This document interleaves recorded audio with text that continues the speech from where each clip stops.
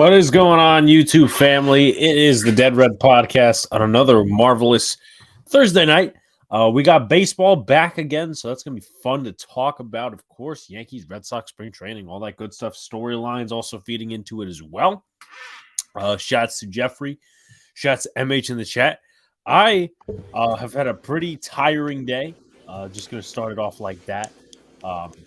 Working with our college and some sports stuff. We actually did a Yankees Mets preview today, and Angry John was the head anchor for the Mets, and of course the three other people on the panel were Yankee fans. So there's that, and then I went to play some pickup basketball. I played about 4 to 5 games, and I am physically, I am mentally drained, and all that good stuff. But guys, running 2s or 3s?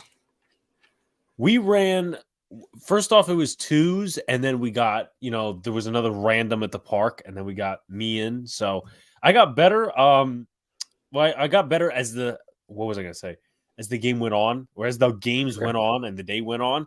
Mostly what happened was, and we have a friend, Anthony, that doesn't really like to play defense. So when they inbounded the ball, every time after, we made the shots and whatever, or it was our ball, I would literally just outrun him to the other side of the court, take it and put it up. That's probably why you're so tired. Also, that's playing good defense makes you tired. I like a pickup game that has no defense. That's a lot of fun.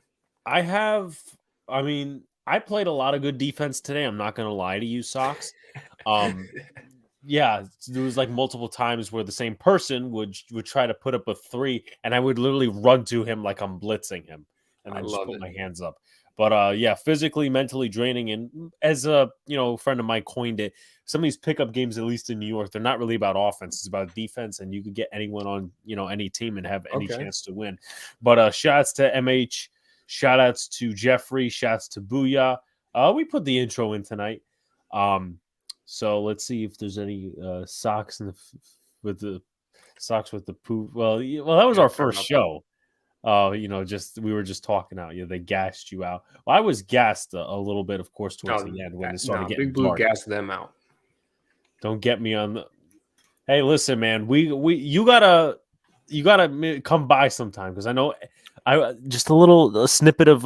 First of all, I have to put out channel updates, which relates to this comment. Believe it or not. Okay. So, pay attention to the community notes and social media, because we may or may not do the call-in stream this weekend, because we might be doing the Celtics-Knicks game on Sunday. I know Luca wants to call that one. I got to see if Donald is. Tomorrow night is a Friday Night Knicks podcast, so you guys can always tune into that stuff. With that being said, let's see what else we got on the table. March 11th, that's going to be the Giants offseason stream with Tana and Diggy as well. Before that, we got Boys in Big Apple with Football Grump. At least the first hour, we're going to be talking prospects and combine. March 16th, that's the AL East Roundtable. We're still looking for an Orioles guy, but I got a Rays guy. Our friend Scott from last year of the Walk-Off podcast for the Jays, he's going to come back on. Okay. And then a week after that, hopefully, if Angry John's not working, he's going to come on and join us for the prediction show. So which is going to be fun. Just to let you know, I did not see the intro on my phone. It's all right. No problem there. Booyah, great question. As we all know, questions questions are a great part of the show, and you guys keep us going with that. Ain't no O's fans. Well, yeah, that is true. There's a lot. I try getting a lot of I tried contacting a lot of them. I hope you taped Angry John doing his sports thing. If you show that, you'll definitely get 2K subs. There was a lot of chatter. We had a lot of fun this morning. But what I wanted to include is this, and maybe I should have left it as a surprise. But you know what? MH kind of inspired me a little bit, and so did Hayes with his comment. So what people don't know, and I know Sox has been a little bit more quiet than I have to start the show, and of course I'll throw I'll throw the mic to him once I'm done this thing. But what you guys don't know is Angry John and Luca have been talking shit to each other for the past 2 weeks since Angry John has found out that Luka, plays pickup games, and so do I. Now, I'm not as good as Luka, but they've been talking shit on each other. So what we're going to do on Sunday is we're going to record some of this stuff, and we're going to put it out on YouTube. Oh, no. That could be really good or not. I don't know. I don't know who you're taking. You've seen them both play. I've not seen John play, actually. Okay. I've never seen John play. I've seen Luka play 100 times, and one of the things you might see in the video is every time my brother tries to go for a foul or whatnot, he tries foul hunting. He go, "Ugh, foul!" Like he would grunt like an old man. Right. You got to sell it. You got to sell it a little bit. Yeah, maybe it's based off of maybe it's based off of some of the people we played with that just got into his head. But my friend who I kept mentioning earlier apparently said that I stuck my foot out when he was trying to make a three, which is not necessarily true. But we had a fun time. White men can't jump. I mean, that's a statement. That's a statement. I mean, that is a movie also as well. White men can't jump too. I'm sorry, I didn't mean. I forgot the two is at the end. Or white angry man can't jump. That's Luka can just blow the whistle instead of grunting. Yeah, that he could do. But Sox, baseball is back. Obviously, you got the Celtics to worry about, and right. Obviously we're going down. These next few days into the franchise tag deadline, and also as well, free agency is going to start for the NFL. So, your thoughts on those things? Yeah, I mean, I just want to know if Daniel Jones is going to get paid. That's on the mind of a lot of fans as well. I mean, I'm ready to give him as much as he wants. As a Giants fan, I think we can believe in him. I'm excited that spring training started, man. Red Sox are still, undefeated, although it's been kind of Mickey Mouse. We'll talk about the pitch clock in a little bit, but they put up 15 runs today. It was nice to see. A bunch of home runs, grand slams here and there. Christian Arroyo going deep twice today. It's nice to see. Celtics, possibly going to win the title. They should have won it last year. I'm not too excited until the playoffs start, to be honest with you, but yeah, I'm doing well. I'm excited to see all this content coming out from you, and I just want to let you know you don't want to see it on the court. None of you guys do. What, in terms of what we got going, in terms of what you playing? No, if I'm coming to town, watch out. Okay. So we know what's coming for the future. We got MH saying, he's got some skills, and we got Sox here. So, a lot of interesting vlogging type stuff potentially for the future, of course. Just a reminder, guys, we also gained a sub today. Shouts to my friend Rod Thompson, who does a lot of stuff with NYY News TV. We're at 927, so share out, do all the good stuff. I released 2 videos lately. Actually 3 of them. One on the IKF shortstop stuff. That was a YouTube short. I released a video about the pitching rotation spots for the Yankees, and I also did one on the Giants and them pursuing linebackers. So a lot of content coming through this week. I've been making up for the lack of videos. But Sox, did you see Connor Wong got hurt? I actually did not see that. I don't know what happened. We'll have to check it out. Well, we're going to do a quick Twitter search because that's sometimes more better than I just saw a bunch of bombs. That's all I saw. Strained his right hamstring, and it doesn't look great, according to Alex Cora. This is according to Boston Sports Gordo, which is kind of an interesting name because Gordo, if any of you know in Spanish, means fat. Jorge Alfaro might be, and they added in a little piece about Jorge Alfaro as well. Right. Fox is 6'6", so he better know how to play. Greasy Reese was going to have to step up. And now it's even apparent that, between Alfaro and him, somebody's going to have to be that starting catcher. And especially to, only a few weeks to go. Hopefully he's all right. Hopefully Connor Wong can be in that. You'll surprise some people. We'll surprise some people this year. Also, I'm like almost 6'4", but I still can handle the ball. Yeah, he's a pretty tall guy. I don't know if last week we pulled up the picture of you. I think we did at the Chargers game against the Giants. Who cares? Boston stinks. We'll see where they get. Prediction show is going to be interesting. Yeah. They need to put Jason Dominguez in the lineup more to play. That's definitely true. I'll answer your question, Booyah, regarding the shortstop stuff for and IKF and all that. I see Volpe hit good in a home run today. Yeah, and Andre Chaparro, who I happened to meet about 3 years ago when he was in Staten Island. He's been very good, and we'll talk about him, obviously. Hit a grand slam today, so he is just a powerhouse of a hitter. I got a PS5 today, so I'm having a great day. Wow, all right. Hey. Did you get it for free as a gift, or did you have to pay for it? I mean, I'm still not in that generation of gaming yet, as they would say, next gen consoles. Yeah, I don't really feel like paying yet. But I guess we could slowly dive in, and we put a little poll up, obviously, on Monday about this, and wanted to know, obviously, where people were in terms of this, like love it, like it, hate it, whatever. I know, obviously, Li, I think, is a fan of it. 2 grand slams for the Red Sox today. I forget who they played. I know they played, I think it was Philadelphia. I think they played Houston yesterday, if I'm not mistaken. Yeah, but before that. So the pitch clock, that's we've seen it in action, and not necessarily a product that I can't say. I was mixed on it. Okay, I was mixed on it to start. This was obviously before we saw it in play. I'm like, okay, we'll see what happens. But what a fuckery MLB has done with the pitch clock. And I think talks have simmered down now. I think people are starting to get more used to it. But one thing we brought up when it came to the pitch clock is, would this affect anyone in like a playoff game? Because that potentially could happen. For instance, I think it was a few days ago. I think it happened in a Red Sox game, if I'm not mistaken, with Braves Red Sox. The what was it? The bottom of the 9th. The guy was called out because there was a violation. For instance, as well, today, he was in the box too. By the way, the guy that got called out. Yeah. So also,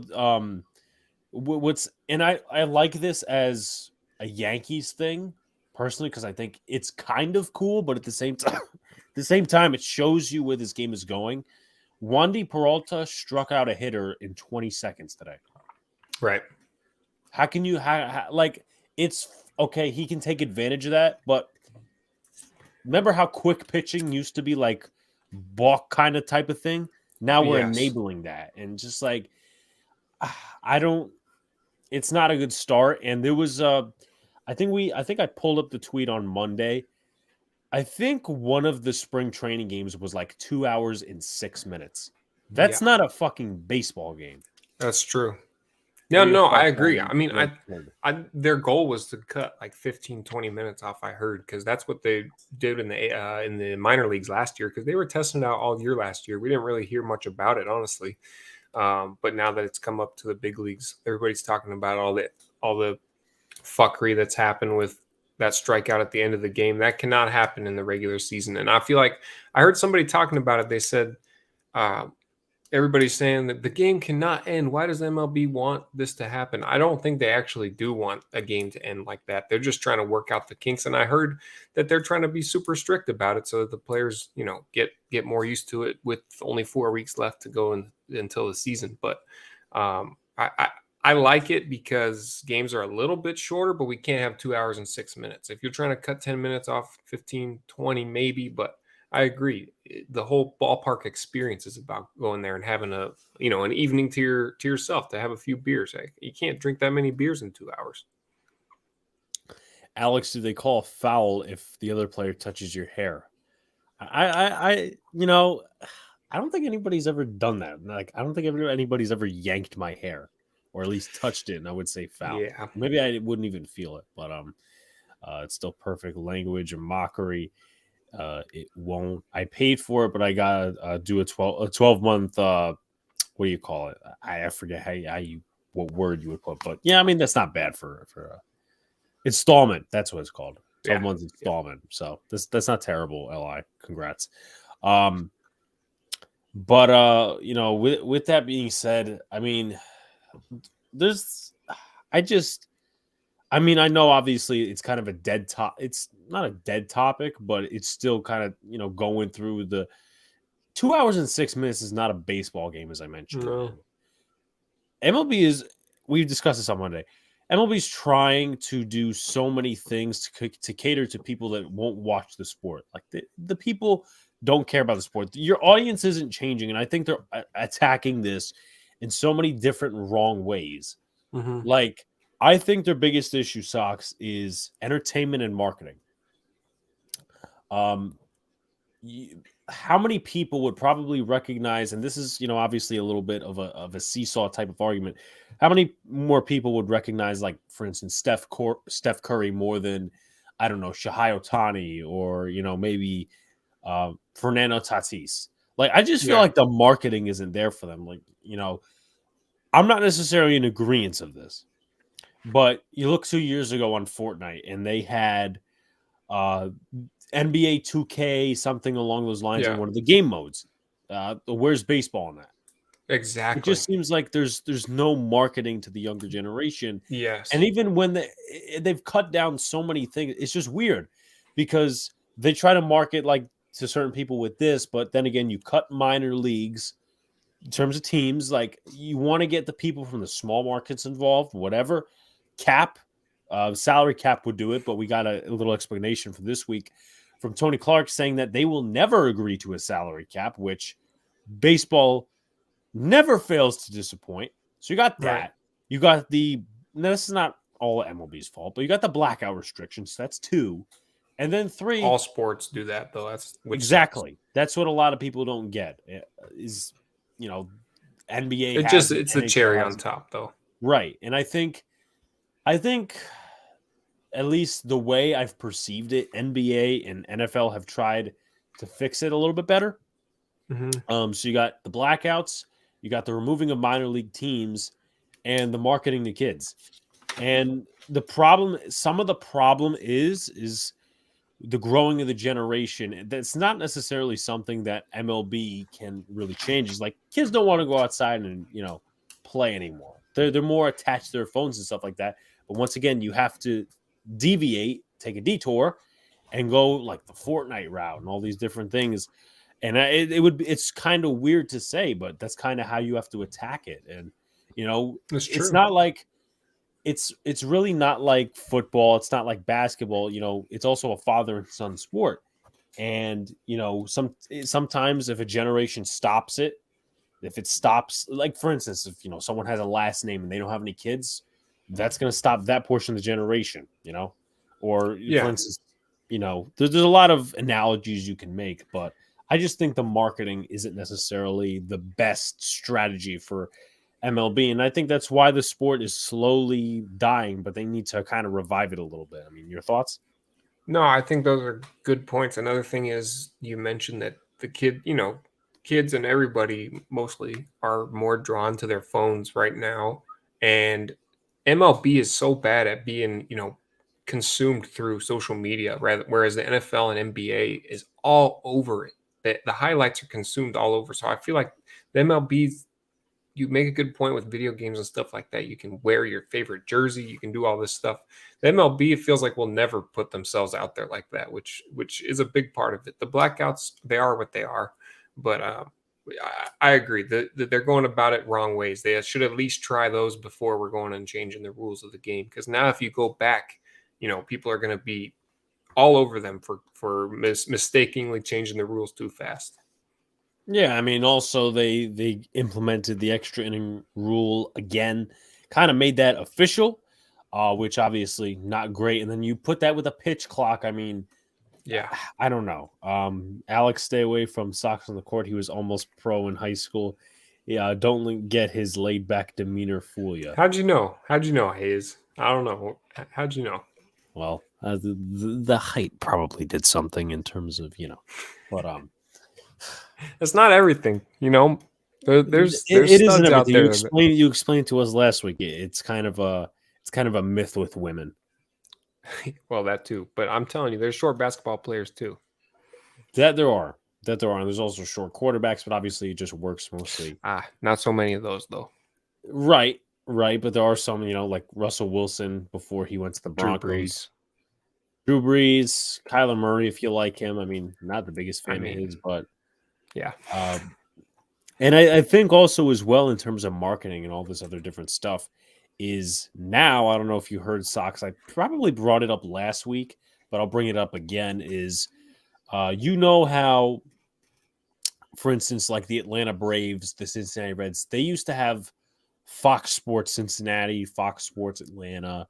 And then Arizona in too. 2021, they went to Bally Sports, which is like, I don't Bally. I mean, I think they're some sort of a brand, because I remember they have a Bally's casino in Atlantic City, and then they obviously bought the rights to, I guess, some of these teams, and now they're going bankrupt. So the MLB is in a panic mode in terms of getting the broadcast to these certain areas, and then battling back blackout restrictions upon it. So, I mean, it's sad to talk about. I mean, obviously, we'll be talking about some positives and negatives with our own respective teams, but I don't know, man. I don't get a feel for why baseball is turning into this way. Any final thoughts on that? No, I agree. I I'm afraid that it's gonna not stop here if they allow this. We talked about it last week. They're gonna what I mean, who knows what's next? I saw a side by side. I forget what it was. It was an older pitcher that took probably 2 minutes to throw one pitch, and they had almost two at bats for one pitch from like maybe 15 years ago from this spring training. They played them right next to each other. It's just such a different experience right now. It's crazy. And you are right with that. They're not going to stop here. You could sit here and say, "Well, I like the pitch clock. I like this. I like that. Whatever." But it's going to keep changing. It's going to keep changing. It's going to keep changing, and they're not going to stop, even though the audience isn't going to change, Yeah. unless you go out, unless you fuck up the sport enough to where the So loyals will not watch. yes. So I don't know. I mean, also Donald brought up that you can make, like, for instance, in terms of targeting kids, equipment less expensive, which you can.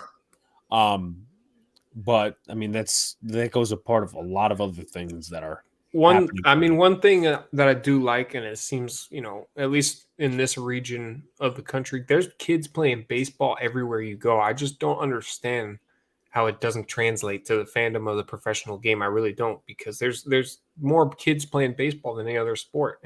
I just don't see how it doesn't translate.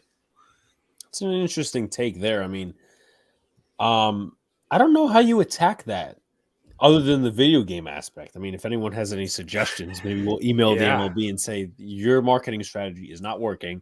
Let's give you a right. few tips. But uh, I mean, I mean, yeah. I mean, when fields are open and stuff like that. But I don't know. I mean, it's an interesting topic. It's an interesting topic. The MLB might have to come down all the way to the little leagues and do some things, right? Get some Well, players involved, hold a fundraiser, or I don't know. one thing I think is cool that I don't know if they do it everywhere, but for example, every little league, operation in Arizona, the Diamondbacks sponsored them, and they all wore different colored Arizona Diamondbacks jerseys. Hmm. There's four different kinds of them, so you can have four different teams. So I think stuff like that, to turn these kids, have them be a fan of the team since they're little. I think it's the Diamondbacks are doing a great job by doing that. I didn't know that. And obviously we all think of the Diamondbacks as, like, not this great team, but I didn't know that. So thank you for that little nugget. But I guess, I mean, a way that, kind of tailing off of that is, I remember when I was playing in Little League, and, as a almost teenager as well, is, they would have like real MLB teams. The Pirates. I played for the Pirates. I played for the Reds. I played for, who else did I play for? I played for the D-backs for 2 years. There was a lot of teams. There was a lot of teams. So, we'll see what's happening. But shout out to my man Anthony Cerulli, who's the head of SFC Terrier TV. Got a lot of work in today, a lot of fun working with him, of course.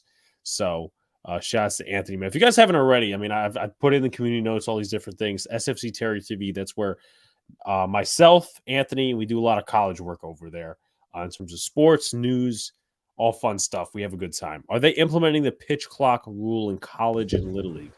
No, that's if I don't they think so. college I could see maybe down the line. If they do in Little League, I mean that's just Yeah. No, that they're, would be the too much. Little League fields aren't advanced enough, and umpires, and it's hard enough to find a Little League umpire to do a game sometimes. And you're right, and let's see. At least in my Little League as a kid, there'd be two umpires. And even in high school now, there's only two umpires. So like the funding and all these different things. We were lucky to have one umpire in Little League. Did you ever get stuck in terms of like maybe no umpires or whatever? Many times, coaches going and putting the gear on, the backup catcher gear on. Yeah, we came from the dirt. I promise. Playing God of War 1. Well, hope you're winning or I mean I've heard of God of War, but I don't know how the game goes, so I don't know either. I played Little League 2, played on the White Sox. My dad was a coach and stuck me in the outfield. Fun times. I hit a triple once in my career. I hit a triple once as well. I was actually in my final year of Little League, and I was like 12. I think that was the max age, and I hit a dart double, actually no triple opposite field, and I was as I probably mentioned last week, I was an opposite field hitter. Always going to the right side. So I guess even if they banned the shift in the Little League or something along those lines, or if they didn't, if they did the shifting to the left side of the infield, they wouldn't catch me. But maybe I don't know. We'll see about that. But I mean, I doubt it. I haven't taken. You know what kind of pisses me off that I haven't been able to do. What's that? Tell us. One time in practice, and obviously, in Little League, I almost hit a homer and got yelled at by an old man for looking at it. Yeah, I mean that will hurt you a little bit. That will hurt you a little bit.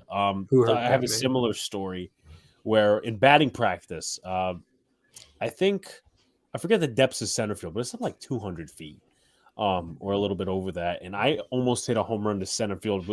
I got a new bat. I was borrowing somebody's bat, and first pitch, I just hit to the outfield, almost a home run, hit it over to the center fielder's head, just by this much. And from there, I was like trying to hit a home run, and Right. my teammate was like, "Don't try to hit a home run every time." Yeah. Shouts to Andrew Lord in the chat. What is going on? Definitely, I haven't seen you in the chat before. Maybe I have, but definitely like, comment, subscribe to all the good stuff. He says, "Go Sox!" So Yes. definitely go subscribe. I'm not a Sox Let's fan, go. obviously. I'm a Yankees fan, but we do this show every Thursday if you are new. So a lot of Welcome to Yankees, the Red stream. Sox baseball content. Welcome to the stream. For context, I was jogging down the first base line and seeing if it went out. Gotta hustle. If you bat a ball fair, Li, you run. You run hard. That you do. To be fair, even though it's kind of indirect common sense, you never look at it. Like, yeah, if you want, if it's a base hit and stuff like that, you look at it after you round first base. Now, obviously, I don't know how much help it is now, but had we gone to the LI, for instance, how many years ago, that would be a notable tip, a very notable tip. Yeah, but guys, keep filtering the questions, comments, all that sort of good stuff. Share this out as well. As I said, we're looking to get 1K by the end of the month. What do you think the opening day lineup would be for the Red Sox? I mean, it's gonna be tough. We know that the Royals playing second. We know Kike's playing short. The outfield's going to be a little bit tough. Verdugo will be in left. Obviously, you got Rafi. Casas, the starting first baseman. We don't know who's going to be ready to go on the mound. And now with Connor Wong hurt, it's probably going to be McGuire catching. I'm excited to see it. Yeah, definitely. So we could start going into a little bit of spring training. But once again, guys, questions, comments are all welcomed. And I think we'll start with positional battles. I'm going to go first on the Yankees' behalf. In terms of shortstop, Oswald Peraza, he's gotten a few licks at shortstop. Probably, I would say, the least amount.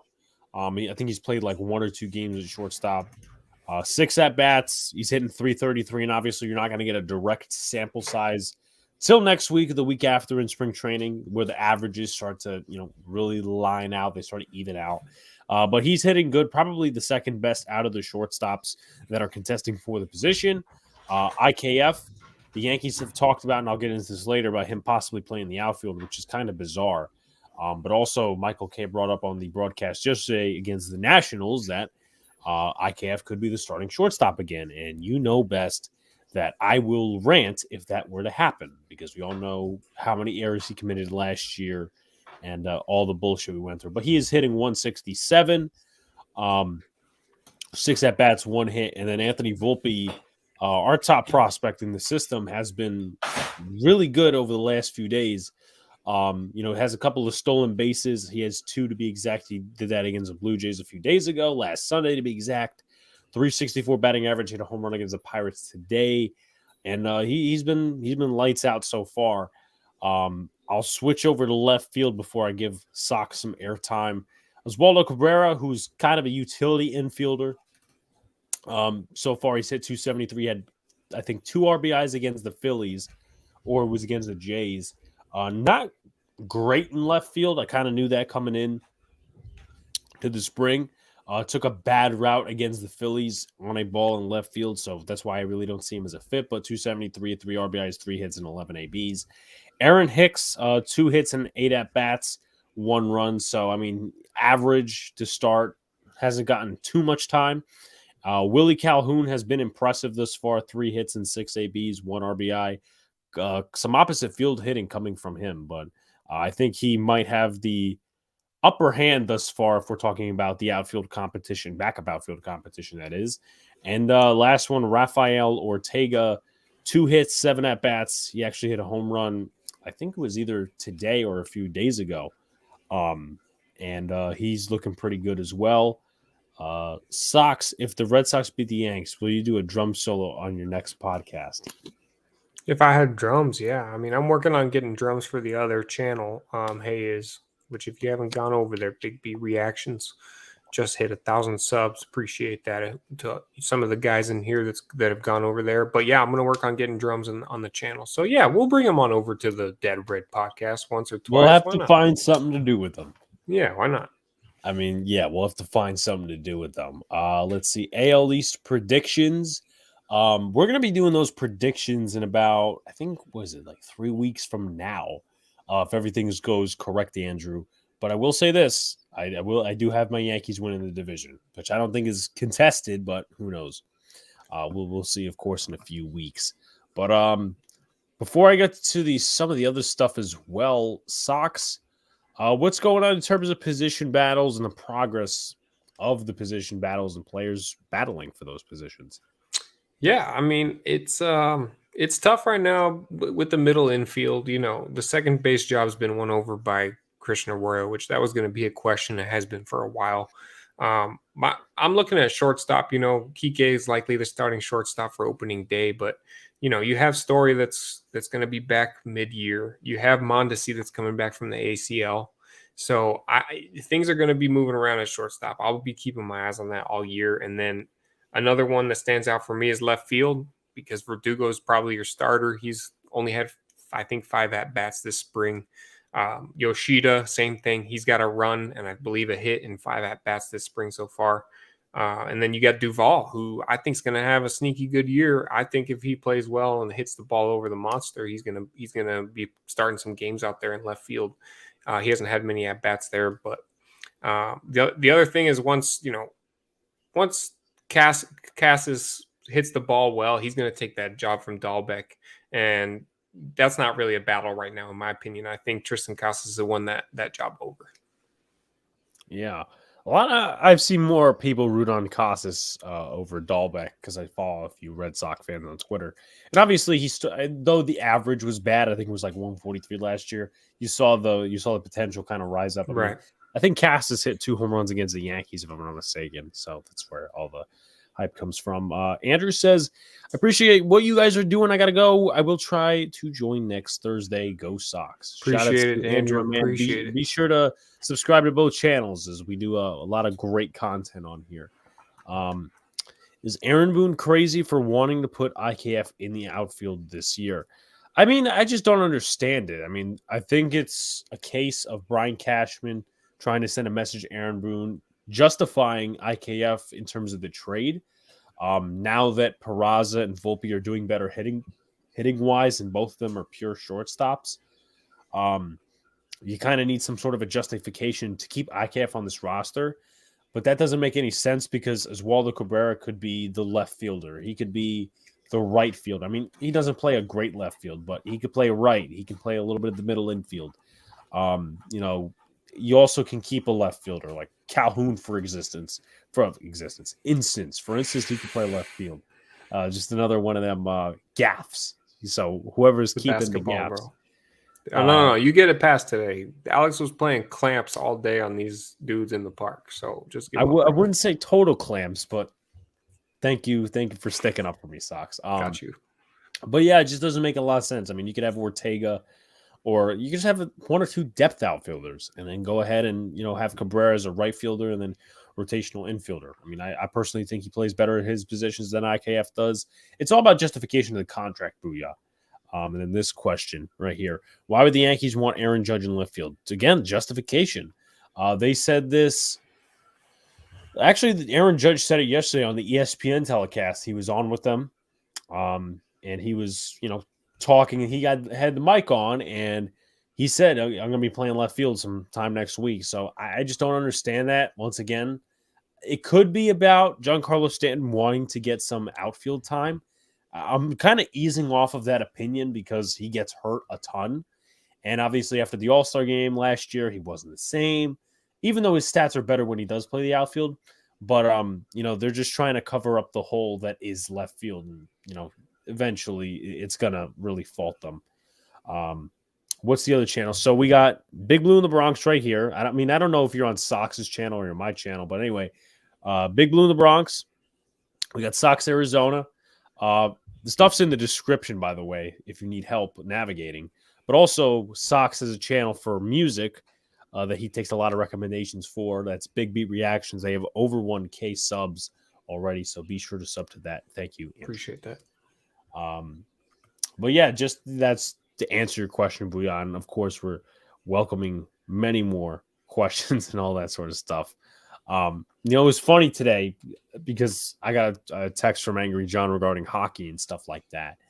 And we were talking in the studio today, and obviously our teacher who oversees everything we do in terms of production brought up the IKF stuff. And, he just started laughing. He's like, I love the Boone Cashman era. I'm like, yeah, of course a Mets fan would love it. Yeah. QB15, haven't seen you before. Definitely like, comment, subscribe to all the good stuff. QB15 says, what's up, QB? Hey, did IKF come up as a catcher? Maybe he can go back there. No problem, Andrew. Listen, we just love the support as always. But back to this question. They say he's emergency catcher, but it actually is. I'm not fond of putting him in catcher. Emergency maybe, but I just don't think that's enough justification. Like, for instance, hold on. I'm just going to pull up the Yankees spring training roster right now. I feel like if you got to put him to catcher, I mean, at that point. It says something. Yeah, it says something. But to be fair, there is a lot of injuries happening. There's Ben Roortvedt is hurt. He had some sort of I think elbow aneurysm or something along those lines. So that's never good. I still question to whether he exists. You got Higgy, who's playing in the World Baseball Classic. So he's the number 2. Josh Bro is injured. Rodolfo Duran, he's gotten some reps, but you don't really think of him as much. I think Anthony Siegler, I don't think he's been doing well over the last few days. I think he might be hurt, actually. Anthony Siegler, just want to see. Yeah, so it looks like right now he's not hurt or anything. Maybe I'm wrong, though. But with that being said, to answer your question and follow up, Austin Wells is injured. Carlos Narvaez actually has been very good. He's been hitting a lot of home runs through spring training so far, but I don't really value him. So, I mean, you could at the end of the day, but if Siegler is almost ready, you might just want to sign somebody or temporarily use somebody as a backup catcher. I just don't see the justification for IKF. Let's see. Who would you want to be our starter and leadoff guy, Volpe or DJ LeMahieu? I'm sticking with LeMahieu. I mean, Volpe's shown some great signs over this, last few days. Booyah, but I don't think he may not be. And he's been great. So they may give him a spot, but I just don't think he's ready to be starting shortstop, top of the order. I think that's DJ LeMahieu's role. Hopefully he gets more, obviously more reps at the top of the order during the spring training. Who is the better manager, Joe Girardi or Aaron Boone? I mean, so this is kind of a lot of people unknowingly piss on Joe Girardi because of his stuff in Philly. Like, he wasn't good and all these different things. And yeah, he was not good. You could also point to the fact that, well, he didn't get a lot of talent support. Yes, Bryce Harper, and they, went to the World Series after he was fired. But, he's a tough manager. I kind of respect that. Also, he didn't really get a pitching staff over there till late. So there's that. And Girardi has had more accomplishments. And he had a tougher, I would say, influence on the locker room, where Aaron Boone, it's not really the same thing here. He's had tons of talent, haven't gone to the World Series, haven't been as close as we were in 2017. So there's that. I mean, obviously 2019, but 2022, when we got swept, that was pretty humiliating. Even though we did get swept in the LCS under Girardi, but the Astros, I think it's just a little bit worse with a slightly more depleted Astros team, but we'll see where they are this year, of course.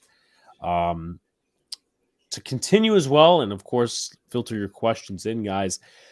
Prospect watch. Sox, I will start with you on that one. Obviously, you did mention Tristan Casas a little bit, but anyone else, sticking out to the Red Sox fans and the Red Sox media, anyone particularly related to the Red Sox?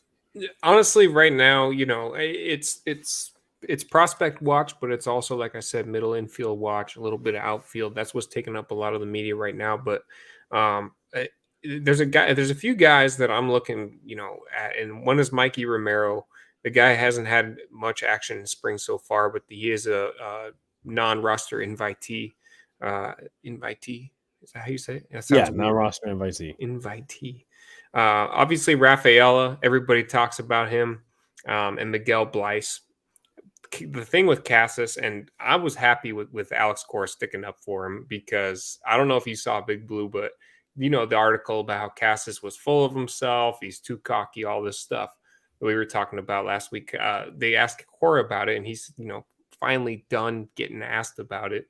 And he says he's a great locker room guy. He has his dull moments or something like that, but nothing was ever going on in the locker room, and everybody took a big sigh of relief. And then all of a sudden, he's the guy at first base. That's all it took for everybody to believe in him. It was crazy how much of attention that got. But now I'm happy that he's locked in, ready to go. There's no distractions. I'm a Casas guy now. All right. I'm going to ask you a question. I'm still going to listen in because I'm getting a phone call at this moment, but go ahead. What did you think of what Matt Barnes had to say about Chaim Bloom and the Red Sox? I'm pretty sure there was a little bit of to my understanding, as Big Blue takes a phone call here, Matt Barnes talked to, and this is the second time that Matt Barnes has talked about the Red Sox organization. He said something like, "There's no hard feelings." Except for something towards Chaim, and the rest of the top of the organization was good to me, or something like that. They also asked Matt Barnes what he was going to do when they played each other, and is he going to go talk to his boys after the game? And obviously he said no. He said, "I'm going to go back to my home, and I'm going to hang out with my wife. I'll be buddy with those guys when we play them in June," or something like that. So I think it's a little bit sour right now between, the way he got an extension and then he's gone right after that. So I feel like there's no direction. They were kind of maybe not honest with him when they're telling him they want him to be the guy in the bullpen, and then he's gone right under his nose. So it's weird that he said, "I'll be buddy with them in June," when I think you should probably get it out of the way in spring training. And then when we were playing real baseball, we probably shouldn't be buddy with them. But it is what it is. honestly, I'm a big Matt Barnes fan. I wish him nothing but the best. Yeah, of course. And I mean, it's not like he had the best season last year. No. 0-4, 4.31. And, we'll see if at the end of the day, if Kenley Jansen's better than him, which I think he will be, to be honest. I mean, I don't necessarily endorse the Kenley Jansen signing, but I think he will be better than Barnes at the end of the day. Hey, Sox, I went to a game last year, and Verdugo threw a foul ball because we both did a celebration of rocking the baby. Isn't that funny? That's a good idea because I went to a few games in Anaheim and I'm trying to get a ball all 3 days and it's like I'm invisible or something to Alex Verdugo. I'm still a Verdugo guy, but maybe next time I'll do the baby and he'll throw it up. It's more, I mean, I don't know what the reference is behind that one, but I obviously know the Naylor reference behind the rocking the baby, which actually I think we still have the clip. So just at least this is the one I know. This is great.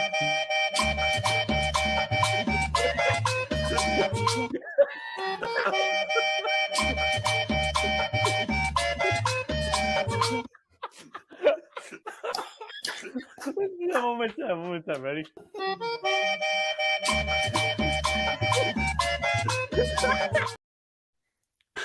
It just gets hilarious every time. Yeah. And I know we were eliminated by the Astros, but it's something to feel happy about. It's something just like laughing. I will say, I think that's hilarious, but I will say when he hit that home run and did that, I was like, I was astonished that he pulled that out of his bag rounding second base. He is that guy. I was so hyped, but it ended up not working out for them. Yeah. Let's see what else. Roger Clemens said the pitch clock will turn pitchers into throwers. That's a pretty good comment. Hey, it's not wrong.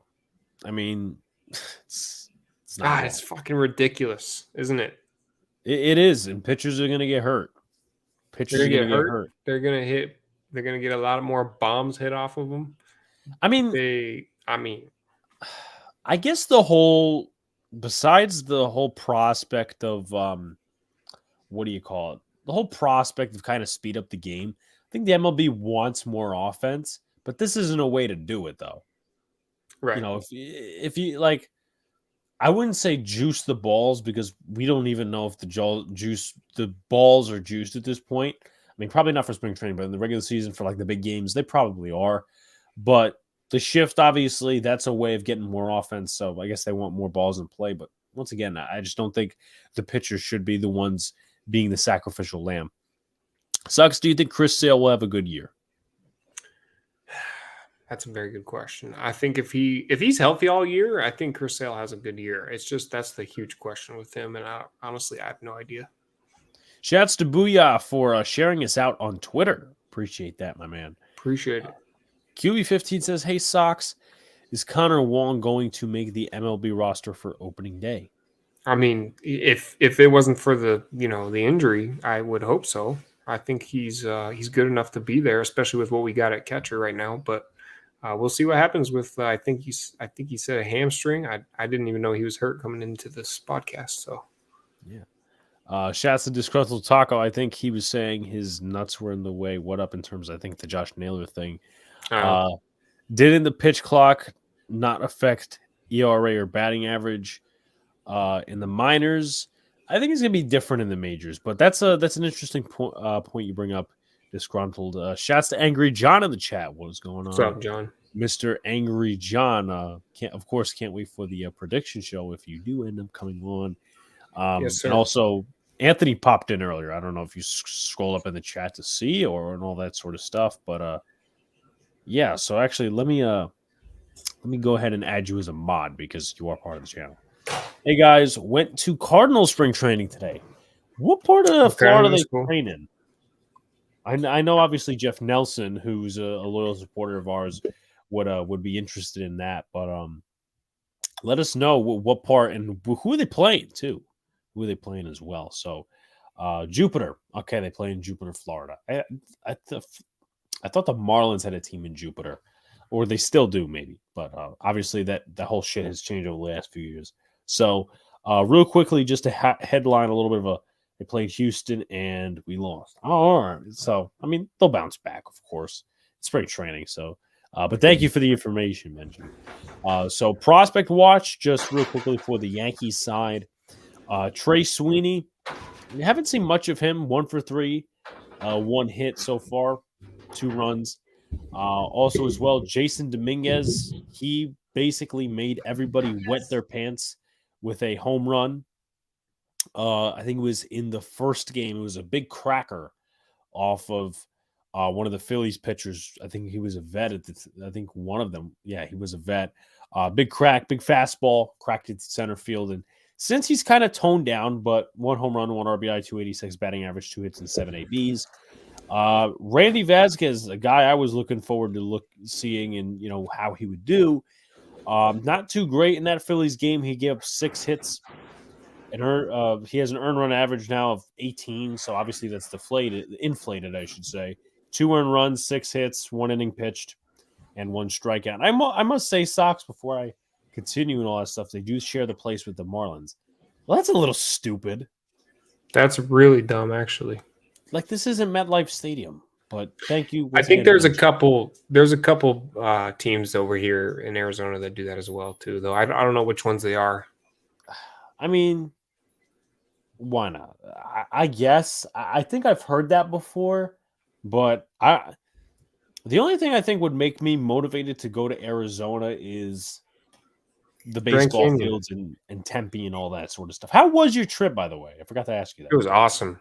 The weather on Sunday, I went to a music festival, for those of you that don't know.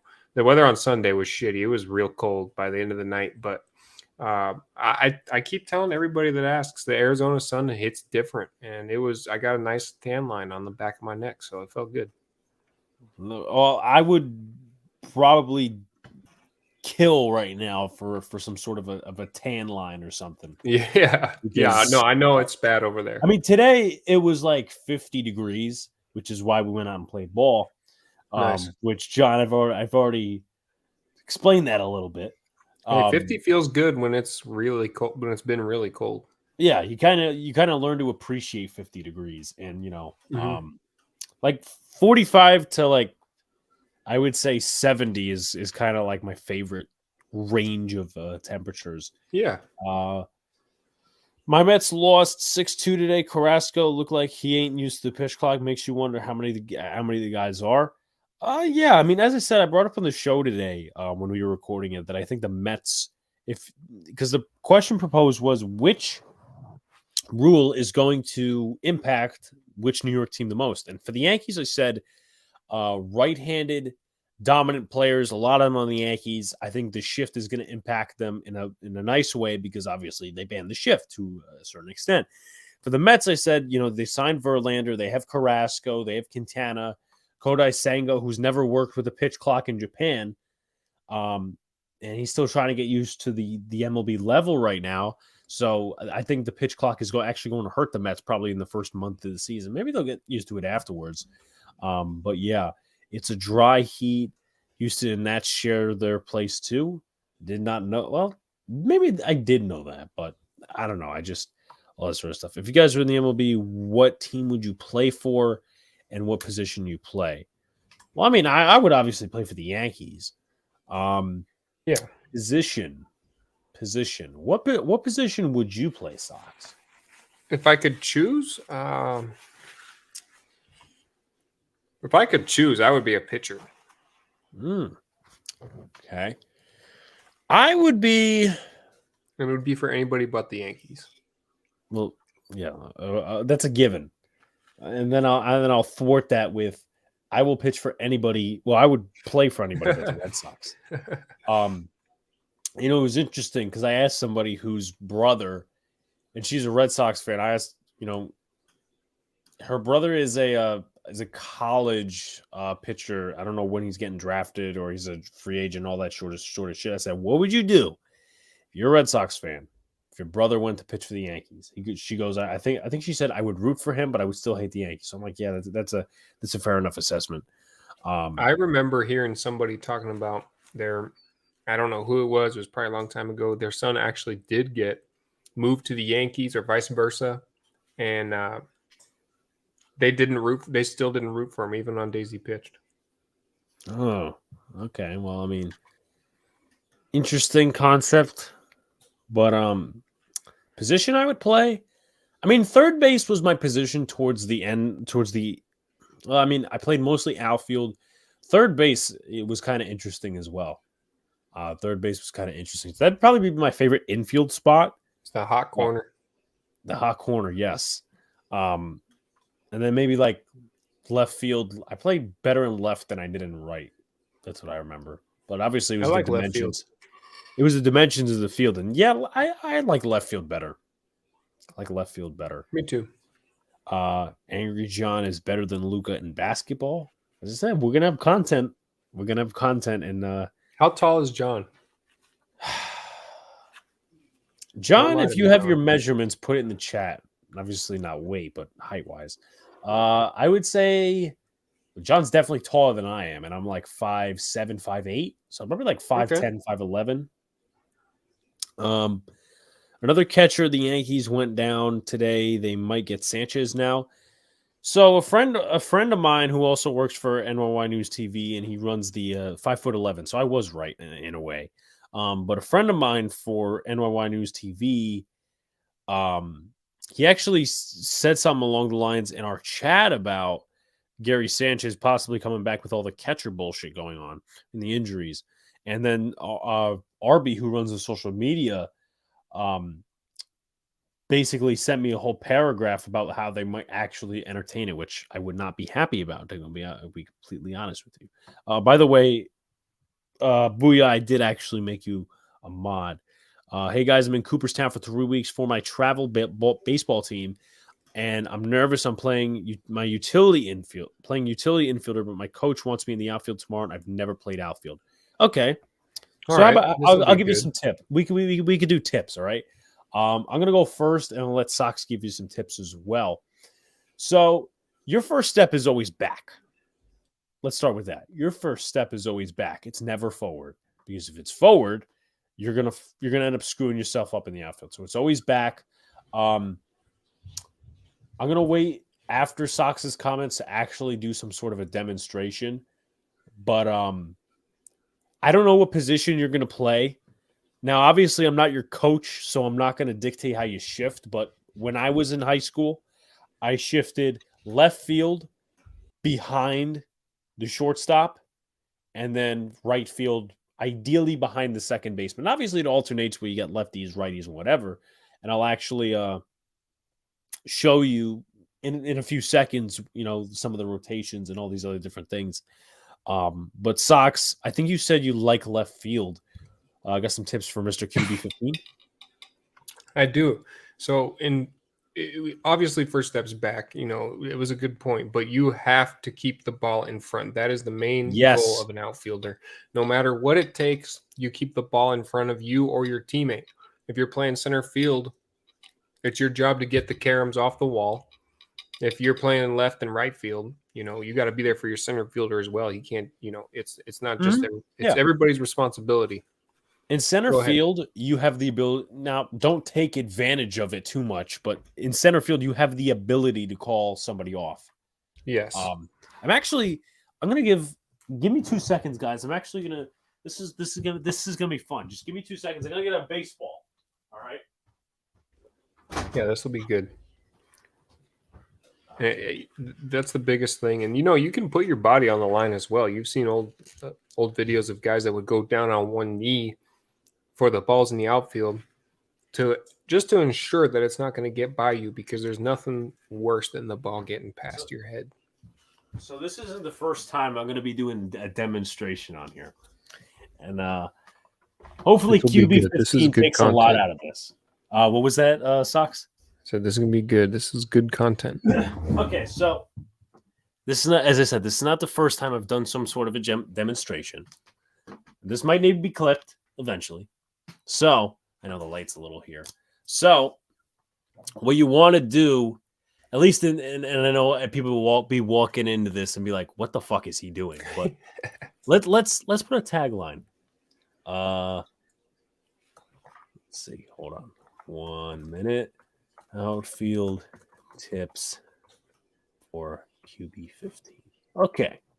So, one thing and I know obviously I can't express my full self because the camera has limitations. We'll move this back just slightly. One thing my coach taught me when I was in high school is 3 steps, right? So you're kind of on your, first of all, you always move. Always keep your feet moving. You never want to be flat-footed. Let's see what else. I'm trying to explain this. Well, we got some funny comments in the chat, don't we? Coach Alex already better than Boone. I could be sitting down, not doing a demonstration, and I would be better than Aaron Boone. But so let's just say you're in left field, and I know obviously I'm facing you guys, and you guys are, it's kind of a mirrored position, but you have your left foot in front of your right, just slightly, kind of like, hold on, I'll show you. It's kind of like this, all right? So keep your feet moving. Kind of be on your, how would I put this as well? You want to stay on your toes. Never go on your heels. On your toes. Thank you, Sox. So what you could do is, and I think actually you might be right in front of left, and even though that's kind of not the way in left field. So when the pitcher is throwing the ball, you take like 3 steps back. So 1, 2, so right foot back 1, left foot back 2, and they're not big steps, just small steps. Right foot back 1, left foot back 2, right foot back 3, and then turn. This is to encourage you to make sure that your first step is back so you don't get burned. Yes. Last thing I'm going to demonstrate, unless anyone has any questions, is this. This is what I call the Curtis Granderson. This is more center field, but you can also do it in left field, right field. We got some funny comments in the chat, don't we? No, this is great content. You're observing this. All right. Yeah. See, well, you know what's fucked about this is I don't have a cameraman, so I have to do this all myself. So basically, right, you got a ball coming. Let's just say it's coming this direction, right? Coming this direction. Make the angle around it. Come around the ball. Don't do this. Never do this. Don't do backhanded. You're not an infielder. If you're in the outfield, backhanded is not very good. I think Sox could probably tell you that. Yes, absolutely. It's not. So let's just say the ball's coming this way. You come around it. You take that angle. And if it's, let's just say, I don't know. Let's just say it's coming at you straight and it's a grounder type thing. It's not terrible. It's not giving up on the play just to take a kneel down and have the ball right in front of you. That's what I was telling them as you were going to grab the baseball, was that you've seen people go down on a knee, and that gives you in good position to pop up and throw, but it also ensures that the ball, your body is there to stop the ball. And you notice big league players do not backhand the ball in the outfield. They don't. They put themselves in a good position so that they can come up and crow hop no matter where the ball is. Exactly. Crow hop is another thing, which I kind of forgot. Let me do this again. Going back again. This is important. This is very important. And I'm glad I'm doing this because I can't necessarily play too much anymore. So anyway, crow hop is basically you field the ball, you have and I know obviously it's tough, QB12 if you're still watching. You have your left leg. You put the glove down on the, not literally on your leg or on your foot, but in front of it to get the ball in a straight line. And then once you pick it up with 2 hands and just fire it in. Yes. That's on what the a money. crow hop is. If you don't know. Obviously, you're using your own momentum from your body weight running. Yes. And you're turning it into you're turning it into energy so you can get power behind the throw. And that's like crow hops are for long throws from, right center to third base, right center to home. Sox, this is a family show. Number 1 is going down. Whoa. What? Not sure what you mean, Hayes. Alex, swing, batter, swing. What's up, Jets mess? What's up, man? Jets just messing the chat. I do have a bat somewhere around the line. Oh, there we go. Somewhere. So if he needs any more tips, trust me, he's getting them. But yeah, just with some outfield tips. Hope you enjoyed it. Let's see what else. Who knows? Maybe IKF is watching tips to play left field. Well, he might be. Coach Alex already better than Boone. We saw that one, but it's not never let the ball go over your head. That's another good one. Yeah.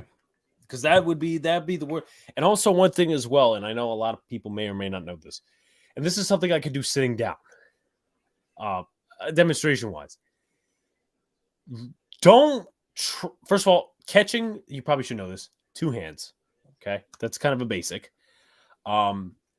When you're running for the ball, let's just say it's a pop fly, do not do this. That slows you down. Do not put that put your glove in the air and try to do this as you're running. That slows you down.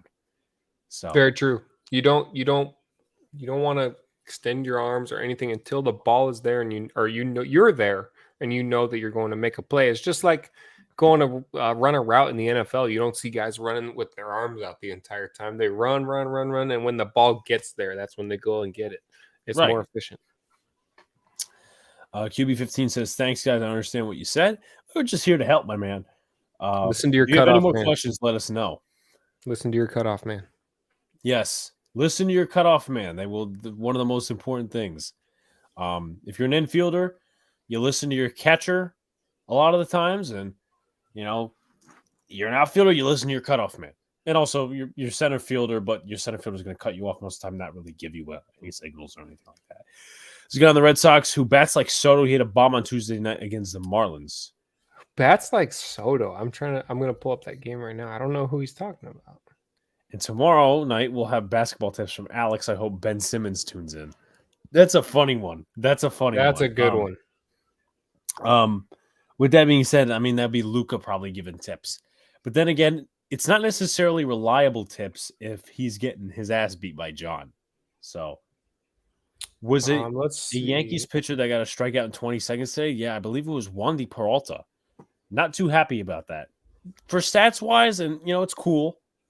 At the same time, though, It was Cassis. It was Cassis that hit the home run. I don't think he bats exactly like Soto, but he's got a little spiciness to him. Yeah, he's got that sweet swing. I've seen a lot of, and this is kind of what pisses me off about Yankees Twitter, is I've seen a lot of comps for Anthony Volpe, and it's just weird. One day they're comparing him to Andrew McCutchen. Yeah. The next day they're comparing him to Mookie Betts, which is a very, very strong comp. Not something I agree with. And let's see, there's another player that was on my list. Yeah, somewhere along the lines, but just very bad comps. Let's see. Guys, thanks, QB15. Go to bed. I'll tune in next week. Thank you, QB15. Appreciate it. Tristan Cassis, the first base prospect for the Boston Red Sox. If you had your own MLB stadium, where would it be and what would you name it? Oh, that's a good question. I'm going to get to this comment real quick because that one takes some thinking. I'm glad Alex thinks I'm better in basketball than his brother, and he's never seen me play. I don't think Luka got a single shot off me today, but I wasn't defending him much, honestly. So. Yeah, no, Alex got clamps. Don't let him talk himself down like that. I do play at least solid defense when I'm not gassed. Yeah. So there's at least that variable. I'd probably have it in Brooklyn somewhere. The problem is, the problem is there's a lot of variables. Obviously the buildings and shit like that, and the apartments. What would I name it? Well, a lot of ones are named after sponsorships. You got Crypto Arena. You got before that was the Staples Center. You got Heinz Field. That's kind of like a sponsorship type of thing. I would do something funny like Slim Jim or something like that. Slim Jim. Imagine they name it Trojan Field after the condoms. You know what? That is so funny. I literally just thought of that as you said that. I was trying to come what? Up with an alliteration. Trojan Field. Trojan Field. Trojan State. Trojan Arena. No, actually, no. That's more of a basketball hockey thing. But Trojan Field. That's what we're naming it. And then your motto or whatever could be "Come and see some good ball." Oh man. The PhD understanders. Yes, John has now has a PhD in understanding. If anyone has not checked out his Twitter account, more explanations, of course, either from John in the chat or will be on Monday. So you got that one. I don't want to make fun of people with this disorder, but I can name it after like Viagra. Okay, yeah. No, I think you're allowed to make fun of people with that disorder. Get your bat up and ready to play. Yes. Oh, or ready to swing. Ready to swing. Magnum Field. That's another one. There we go. That might be that might be worth a gold star. That's worth a gold star. But ED Field. Well, yeah. Damn, but yeah, so we got Viagra Field. Viagra's I don't know what sounds better. Viagra Field, Viagra Stadium. I think it would be Viagra Field. Yeah, that fits more. And then for, Trojan, you do Trojan Stadium or Trojan Field. I like Heinz Field a lot. I'm just saying, like the ketchup thing, I always loved that. Mm-hmm. My best bud's a Steelers fan. He went to Pittsburgh for the first time this past season. He still can't call it Acrisure. I do think that's a bold name, though. I think it's a bold name. It's a Viagra Park. There we go. That takes the cake. Let's see. But yeah, no, that takes the cake. Disgruntled. Just absolutely remember that it takes the cake. But it's funny because Acrisure is a Michigan brand. Like it has no direct relations. It's like Pittsburgh. I did not know that. Like you could name it Pamonti Brother Field. Maybe that's a little too much, but I don't know. It's based off the famous sandwiches that come from there. If you were an MLB owner, or who would be your MLB manager, and if you own the Giants, who would be the manager? I don't like Gabe Kapler. He would not be my manager. If we're talking about the Giants, of course, in terms of the San Francisco Giants. Damn. I mean, I feel like Mattingly is good, but he reaches a ceiling with his teams. Shit. I love Cora. I'm not gonna lie, I love Cora. Cora, yeah. Cora could win you a couple of championships. Dave Roberts, I'm not a fan of. I think he's another balloon head. Let's see. Balloon head. That's a good way of putting it. Balloon head. God damn. Mike Snitker, actually. I'm gonna take Mike Snitker. Yeah, that's a good one too. Put another team in Pitt and name them the Pittsburgh Feelers. John, of course, John will come up with this one, but then again, not like we haven't sparked this conversation. But it's a true story. We were in the car coming from, what do you call it? I think it was Miami International Airport. And we were having a discussion in the car, and this isn't an Uber. So all this conversation is going on with a guy in the car, like some random ass dude driving us everywhere. So we were talking, we were having a conversation, and yes, I should be the manager of both. Thank you, Booyah. But we were having some sort of a conversation.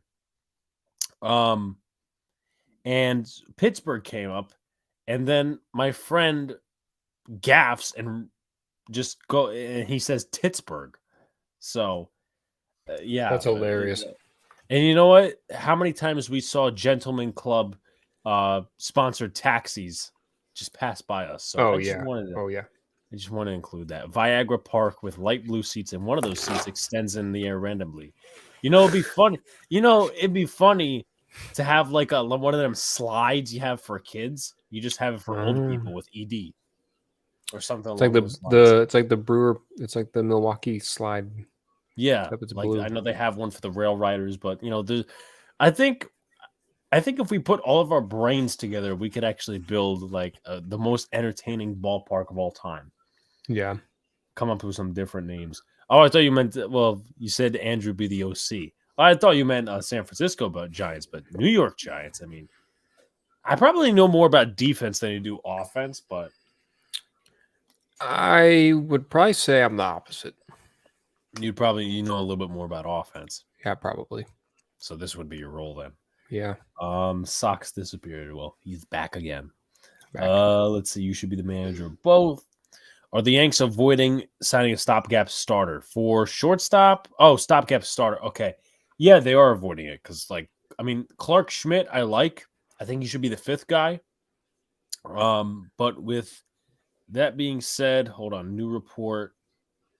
Okay, so apparently there's this thing from Pat Leonard that says Daniel Jones reps are seeking more than $45 million per season. That's according to Pat Leonard, which I wouldn't be too happy about because I don't think he's worth that.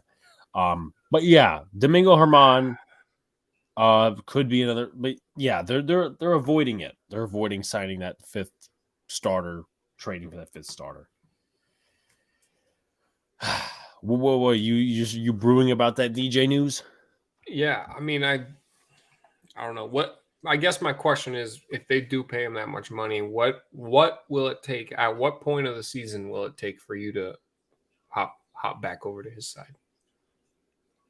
Well, I mean, I'm in the middle with him. I wouldn't say I'm like either or, but he's not worth 45. I mean, just because somebody jumps off a bridge doesn't mean you have to. Not personally you, but like that's Mahomes money, that's Kyler money, that's getting paid more than Dak. So I'm just not with I mean, I agree, but I also don't think Kyler is worth that much money. I don't think Dak's worth that much money. So I mean, but might as well throw Daniel in there. Yeah, but as I said, but also like as part of that whole conversation of you don't want to jump off a bridge because someone else did, you also want to get him weapons. You also want to get your, quarterback weapons and, re-sign some guys. So it's kind of like true. Yeah. It's not just that he's not worth the money. It's that you want to help him out a little bit more as well. I understand. Right. And it's to be fair, he hasn't really warranted that because I think he threw 24 touchdowns his rookie year, and like the most he's gone back to is 15, and that was last year. It's not. And the turnovers were horrible. To be completely transparent, as we love to say on this channel, I don't think that's a part of. It's not a part of his game anymore, and I didn't really focus on that coming into the season. I didn't. No, yeah. Like, he just needs to stay on the field and the production. That's just me. I personally think that was. Some people follow that narrative like all the way into this year. Like that's just an old rookie narrative. He was turning the ball over a lot. I will say more than he probably should have. Thanks for viewing my profile. NYY News could use another great talent. Make them NYM News. And you're funny, MH. But if you're talking about me viewing your profile, I mean, I didn't know you're a senior MH in college. So hopefully you get some internships and do all that good stuff. Do you think the Yankees re-sign Luis Severino? I think they do. Now I got to help Daniel Jones understand he's not worth 45 mil. You could add him on Twitter and say, I have a PhD in understanding, blah, blah, blah, blah, blah. And I don't think you're worth 45 mil. I think he would see that.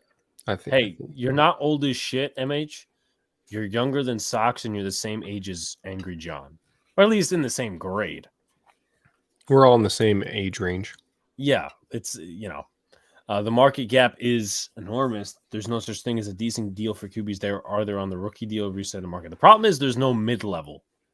Like, I mean, Kirk Cousins is $35 million a year, and he's more around the 30 million mark. But hey, I was on a call and they said transparency. Luca ringing in my ear. They did say that. Well, actually, no, not that they did say it, but I think my professor said that once, and I'm like, yeah, transparent. Like that word. Beautiful. Jets are going to try to get Daniel. Yeah, they're looking into Geno Smith and a lot of these different cats. So we all old wise. That's definitely true. My birthday is on Sunday. Well, if you come into this stream on Sunday, which we will be streaming, whether it's a call-in show or whether it's a the Celtics Knicks stream, well, we'll say happy birthday to you. Let's see what else we got in here. I feel like I missed something. Where's Aaron Rodgers going next year? I think he's going. I don't know if he's really going to go to the Jets. I don't know. I'm not sold on it. This shit happens every offseason. Yeah. I think he's going to be playing for the Packers. I'm just going to say it. Do a poll for either or. In terms of what? Let me know. Old or wise? Old or what? Well, he's also said old equals wise. Okay. So, I think you guys can make a fun theme park. Well, yeah, I mean, theme park. Well, I don't know if theme park's really my forte. Maybe an amusement park. I guess that was the way he was thinking. I mean, we could. I mean, I was good at that in Minecraft kind of thing, but that's like a totally different ballgame. Knicks game or calling. You know what? Okay. All right. At the end, because I do want to gauge a lot of the subscribers type of thing. So I think I'll do it on Twitter, and I think I'll do that on the community notes. So whatever, just to preview, guys, I'm going to put a poll out on my community notes and my Twitter. Knicks game or call-in show stream-wise on Sunday, and that will dictate, obviously, what we do. Yeah, Tom Brady, I believe, is finished. Tom Brady, I feel, is finished. So I also forgot to highlight two other prospects to go into as well before we go into something else. Everson Pereira, in terms of him, actually, no, I'll start with Clayton Beeter. 1 game, 2 innings pitched, 3 strikeouts. The Yankees got him from the Dodgers, if many don't remember, in the Joey Gallo trade, and hopefully he could be at least a solid reliever in probably a year or two for us. And then quickly going to take a look at Everson Pereira, who's been linked to trade talks probably over the past 12 months. Take a look at him real quick, if MLB.com stops screwing with me.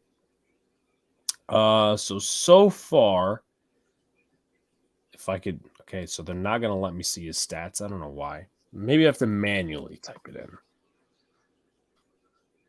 Internal server error. Okay, so Pereira's been decent.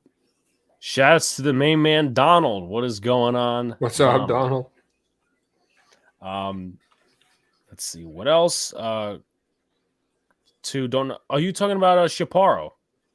Chaparro is I like Chaparro. As I said, I brought it up earlier in the show. I met Chaparro. He signed a baseball of mine about 3 years ago, and I've always been trying to keep track of him since. But the problem is, I don't know if he's a legit prospect. Like, I fell in love with Chris Gittins and Trey Ombrigi. Both guys weren't prospects, and now one's playing for the Reds and one's playing in Japan. So they would be a prospect somewhere else, though. They would in the time that they were in the Yankees minor league system. But I vote Knicks game. All right, that Luca also votes for that as well. This is my first time in your stream. Freaktastic Gaming 101 says, well, definitely subscribe, my man. Listen, we do a lot of fun content here. Share out as well. Obviously, that's Sox. I'm Alex. Well, even though our names and stuff is listed on the screen. And just a reminder for you guys as well, in the description, it's got a lot of channels in there, got a lot of accounts, but all those accounts and all those sort of things, well, guess what? They help facilitate what this channel is. So appreciate you guys. Gotta go, guys. Good show as always cracking up. Can't wait for Alex's next demo. Yes, my life lessons and all that sort of stuff. Should make it a segment. Yeah, segment of tips for baseball. That was fun. Yeah, let's take a look at Chris, because that was like my next thought. I'm like, how is Chris Gittins doing in Japan?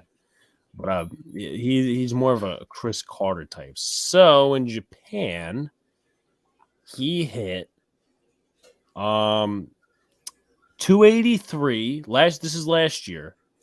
283, 4 home runs, 16 RBIs in 36 games. Which I'm kind of shocked in, because he's a power hitter. He's a power bat. Again, shocked. Volpe could win the shortstop job. Yeah, I mean, he could, but I think he's third in line. He might be second in line, because I don't think the Yankees like Peraza as much as we do. And then you have I know fuck all. which nobody seemed to get that joke when I told it in class today, but that's okay. That's okay. Quickly, and also, guys, questions, comments are continue to be welcome. That is awful. Yeah, that's not great. It's not great for Chris Gittens, but progress on the injured players from the Red Sox. Obviously, Chris Sale, someone asked you about earlier. I know James Paxton's probably still hurt for you guys. What's going on in that area? Yeah, I mean, Sale's going to be pitching next week sometime, so I'm excited. Hopefully for him to get some actual action. He's pitched 43, I believe, innings, or 43 pitches, excuse me, in his bullpen outing earlier this week. Garrett Whitlock is moving well. Alex Cora said he's enthused by his progress. Slower progression apparently than other Boston starters that have gone through similar stuff. He hasn't faced hitters yet, but he's not sure about opening day for Whitlock. I don't think he would be the opening day starter either way, because we got Chris Sale hopefully going to make that jump here in the next 4 weeks. We have Brian Bayo, who was out for 10 days. It came out that it was just right arm, tightness, but he's finally pitching regular bullpen sessions after 10 days of not pitching. Says he's pushing to be ready for opening day. You have Mondesi obviously still running the ACL rehab, severe ACL rehab. Alex Cora said he's running but not doing any baseball activities. And then Trevor Story, keeping an eye on him, hopes to return in the second half of the season. Not as invasive as Tommy John's. I read up on that surgery. That's the only reason that he's got a chance to play in 2023. Otherwise, it would be a whole season for Trevor Story, which would be a huge loss.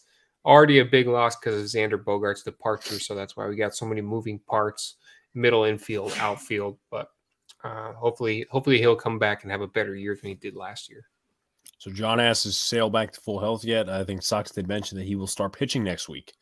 So that'll be interesting. I'll definitely be taking a look. I got to see, actually, now that I think about it, when the Yankees play the Red Sox, because we're back to this new thing. Well, it's not really new, but we're back to this thing of teams actually playing all the teams in the Grapefruit League, all the Cactus guys playing the Cactus guys. So March 9th of next week is when Boston plays New York. That will be, of course, in Tampa. And then we go to Boston's site on March 12th, about 3 days later. So that's when that is. Also, just a note, I kind of put this in on Monday, but just some other stuff. And I'll actually, what was I going to say? I'll actually just, read some comments in the chat, but I might be going to see my first college basketball game next Wednesday. They have the ACC tournament and the Big East tournaments at Madison Square Garden and Barclays Center. So I'm choosing what to go with that. I know a couple of friends I've talked to about going to that. The tickets are dirt cheap though. They're like $6 to $30 for like nosebleeds. So I'm like, you know what? I mean, it's like getting nosebleed seats at like a Yankee game or like one of these cheaper teams. It's college basketball, because I know Jacob, who I'm surprised hasn't been in here yet. I think he's a Providence or a Connecticut fan. I don't know if they're in that. But I think Providence is in Big East, so I know maybe Jeffrey will be watching Providence and all that sort of stuff. By the way, just wanted an update before I'm going to get to the comments, is we're at 929 now, gained 2 subs over the stream, so appreciate you guys, and keep the support going, because we're going to keep giving this great content back to you. I tried to join the NBA, but they told me I was too short. Well, sorry to hear that. I mean, if you got skill, that counts in my book, at least. If you have the skill, you have the grind. And I'm 5'6", 5'7", 5'8". So I don't know how short you are, freaktastic, but hopefully I'll try to make you feel a little bit better, of course. Let's see. How far have you ever hit a baseball? Almost a home run. Almost. I'm gonna try to look up the dimensions of this field real quick. But how far have you hit it? Probably I don't know. I've hit a few home runs. Our high school center field was, not even kidding you, almost 500 feet. There was nobody's ever hitting a home run out there to center field. It was partially a practice field for a football. So they would, during baseball season, when baseball season rolled around, they would put up the baseball fence and it would meet way out in center field, 500 feet away. But I would probably pull 350 maybe. Yeah, so I haven't had much luck getting the dimensions. But you know what's interesting, Sox, is the first high school. I mean, I didn't play for them because I didn't make the team. But the right field dimensions for this field, bigger than Yankee Stadium. Yeah, I'm not surprised by that. Well, then again, I mean, I think my thumbnail is bigger than Yankee Stadium. well, the thumbnail. Well, you have to kind of regroup that a little bit. The thumbnail is probably bigger than the dimensions of the right field in Yankee Stadium. Sure. So Yes. you knew what I meant. Yes, yeah, and I think the chat knew what you meant, but I just wanted. Could McKinney also make the team? And also, Kluber looked good. Did Kluber actually look good in his debut? He did. He's going to be that guy that goes and he's going to be our Rich Hill from 2022. He's going to be that guy that goes and the veteran guy in the bullpen, going to give you some good outings, not going to completely mess up a game for you. Rich Hill was good for us last year, even though the stats didn't really show it. But there's something to be said about having a veteran guy in the bullpen. I'm excited to see what Kluber can do. As for Billy McKinney, I think he's got a lot of work to do. I think he may have hit a home run in spring training thus far. Let me look up his stats real quick. But he's got Ortega in front of him. He's got Estevan Florial in front of him. He's got Willie Calhoun in front of him. He's got Aaron Hicks in front of him. So it's a long shot, and he's 1 for 9 this spring training. So, and he hasn't been the best hitter of the last few years. Like last year for the A's, 096. The year before that for 3 separate teams, 192. So he has not gotten more than, I mean, he had 116 games in 21, but he hit 192. I mean, he's not a major league player, to be fair. When is Jansen going to pitch for the Red Sox? I really don't know. I don't know why he hasn't got any action. They haven't, unless I've missed it. Cora hasn't spoke about Jansen, but I'm excited to see what he can do. I don't think he's hurt or anything. I would like to see when Michael King, which will I'll talk about injured players for the Yankees in a second, and when Clay Holmes or start the throw, because I think it's going to be interesting. Let's see. Can you play left field, Sox? You can hit farther than hits in IKF. Donald, that only happened probably once or twice, and that's I probably closed my eyes and connected. There's no way. Hey, listen. You could probably do better. Not that you would want to play for the Yankees, as we already examined before. I mean, if they paid me, I would. Well, yeah. What are your 2 favorite baseball movies? So The Natural and Field of Dreams come to mind for top 2.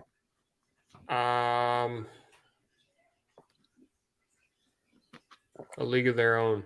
I don't know what By the it way, is.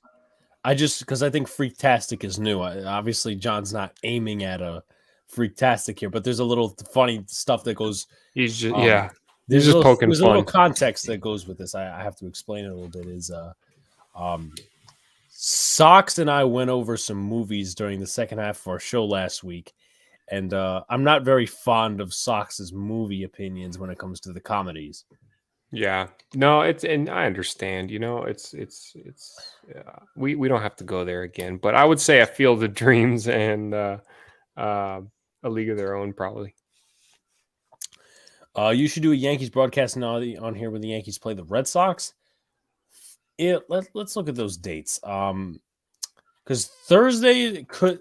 The problem with both of those days is I go in for Terrier TV on on Thursdays, which is my college TV station and whatnot. And then Sunday I work. So it's not going to be for spring training, but we could definitely work something out for the regular season. And we'll be going to Boston. So we'll give you guys some content there. We'll be meeting for the first time, and it's going to be an interesting time for sure. So definitely can't wait for that. Let's see what else we got. Donald says once is still better than them. Field of Dreams for sure. I mean, didn't you say Field of Dreams was overrated? Or was it somebody else? I might have said that was overrated, but I also said I haven't seen many baseball movies, so I would probably still put it up there. Okay. I met Allen Houston in a college basketball game. He went to one of the colleges that were playing at the Barclays Center. Wow. So very interesting. You know, it's funny. I ought to mention this because my brother didn't mention this in the chat that we have. We have a fantasy football group chat that's more of like a hangout, chill, and all that other stuff. My brother actually spotted Macklemore walking out of MSG last night.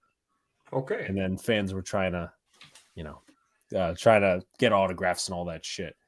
61 is my favorite baseball movie. I saw 61 a long time ago. I don't remember like some of the stuff that happened in it. 61. Oh, though. 42. 42. 42 is also 42. Really I remember good. more than 61. 42 very good. But I think it was Sox in I think you're kind of right on this. You said that Harrison Ford plays the same character every single movie. Oh, I thought you said that. Didn't you say that? Maybe I got it off Twitter or something, but I remember there was a comment made last week. It's true though. It's true. He's got that same, mysterious, laid back, quiet He's got the voice. same charisma. Charisma. Yes, exactly. Just like Sox not liking Adam Sandler. Yeah, he's really not funny, but he is a decent musician. I know he plays guitar. I just never have looked into it and all that sort of stuff. I can tell you what happens. Maris hits 61 home runs. Well, yeah, obviously. I couldn't have guessed. But quickly, just to go into the injured players for the Yankees, Austin Wells, who I mentioned earlier with the catching stuff, fractured his 12th rib and is going to be out 6 to 8 weeks. So that's probably, at least a portion of the first half of the season. Luis Gil was throwing from over 200 feet about 2 weeks ago. I don't think he's going to be in contest for that third role in the rotation. I don't think he's ready enough, though I would consider him as a starter. I think he's going to be a good part of the future for the Yankees. Michael King has yet to make his debut. They consider him fully healthy, and then that seems to be about it in terms of injured players. Josh Bro, let me look at him real quick because I know he recently got injured. Let's take a look at Twitter. Has an elbow injury and won't throw for weeks. And so that's pretty much the catching position and all these sorts of things. And then leading into the last two parts for spring training and all that sort of stuff, The Sandlot is my favorite baseball movie. Forgot about that too. I don't know why. I haven't seen the full movie. I remember you saying that. I haven't seen the full movie, and I don't really have an aspiration to see the next two. I have not seen the next two, and I have no aspirations to see them. It reminds me of Cars. Cars the movie was one of my favorite when I was, when we were little, and the second one just ruined it for me. Third one ruined it as well. I don't remember Cars in terms of what I thought of it. Okay. I remember watching it, obviously. Well, I remember the aspect of watching it. It's not like I remember line for line or whatever. But it's just movies with different types of casts. That's what pisses me off. Right. You could kind of understand it for certain things because, for instance, Home Alone after the two, obviously Macaulay Culkin got older, so it's not like you're gonna do a Home Alone with a fucking 13-year-old, but you could just kind of stop there. There's such thing as stopping, exactly. But I guess it's a money thing. Yeah. Instead of coming up with a new idea, just continue to ride the coattails of a story that was already written. Right. And that's how money works. Fuller House, not a fan of it. Not that I would watch it. That 90s show doesn't look too appetizing. Never seen it. Leave that 70s show alone. There was another one I was going to bring up. They made a second Benchwarmers I mentioned last week. It's like a Netflix special. It's shit. And they only have there a one second recurring character. Oh, isn't there a second Step Brothers? No, I don't think so. Not to my knowledge, but I know that John C. Reilly and Will Ferrell have made a lot of movies together. Right. Talladega Nights, Sherlock and Holmes. Yes. What the hell was I going to say? But they only have one recurring character from the first movie in terms of Benchwarmers, and that's John Lovitz, the guy who runs all that type of stuff. But yeah, Since that kid, Home Alone kid, grew up, he reminds me of Kid Rock. That's an interesting comparison. Classic, love The Sandlot, never watched the sequels, though. As I said, I just get weirded out by, like, cast changing it. Right. As I said, I mentioned last week, again, one of the kid from Bad Santa actually is in the second or third one, but yeah. Let's see what else. What's your guys' walk-up song in the MLB? My walk-up song in my softball league is "Rock and Roll" by Led Zeppelin. Okay. You know what? I'm gonna put my X. If you want to take it as X-rated, you can. It's not my favorite song, but "Big Balls" by AC/DC. I like it. You kind of have to make people laugh. I think you should start it though when the chorus is coming. You can't start from the beginning. Just right. Yeah, exactly. We've got the biggest. And then balls of them all. Yeah, "Doing What I Do" by Mac Dre. Interesting. You're right, Alex. 90 show so strange. I gave it 2 episodes and needs the old cast to keep it from being a dumpster fire. Yeah, I mean, I just don't get the storyline. Like, from what I hear, the first part is like, the kid is staying home with Red and the fuck is the Red and God damn it. Why am I forgetting Deborah Jo Rupp's character?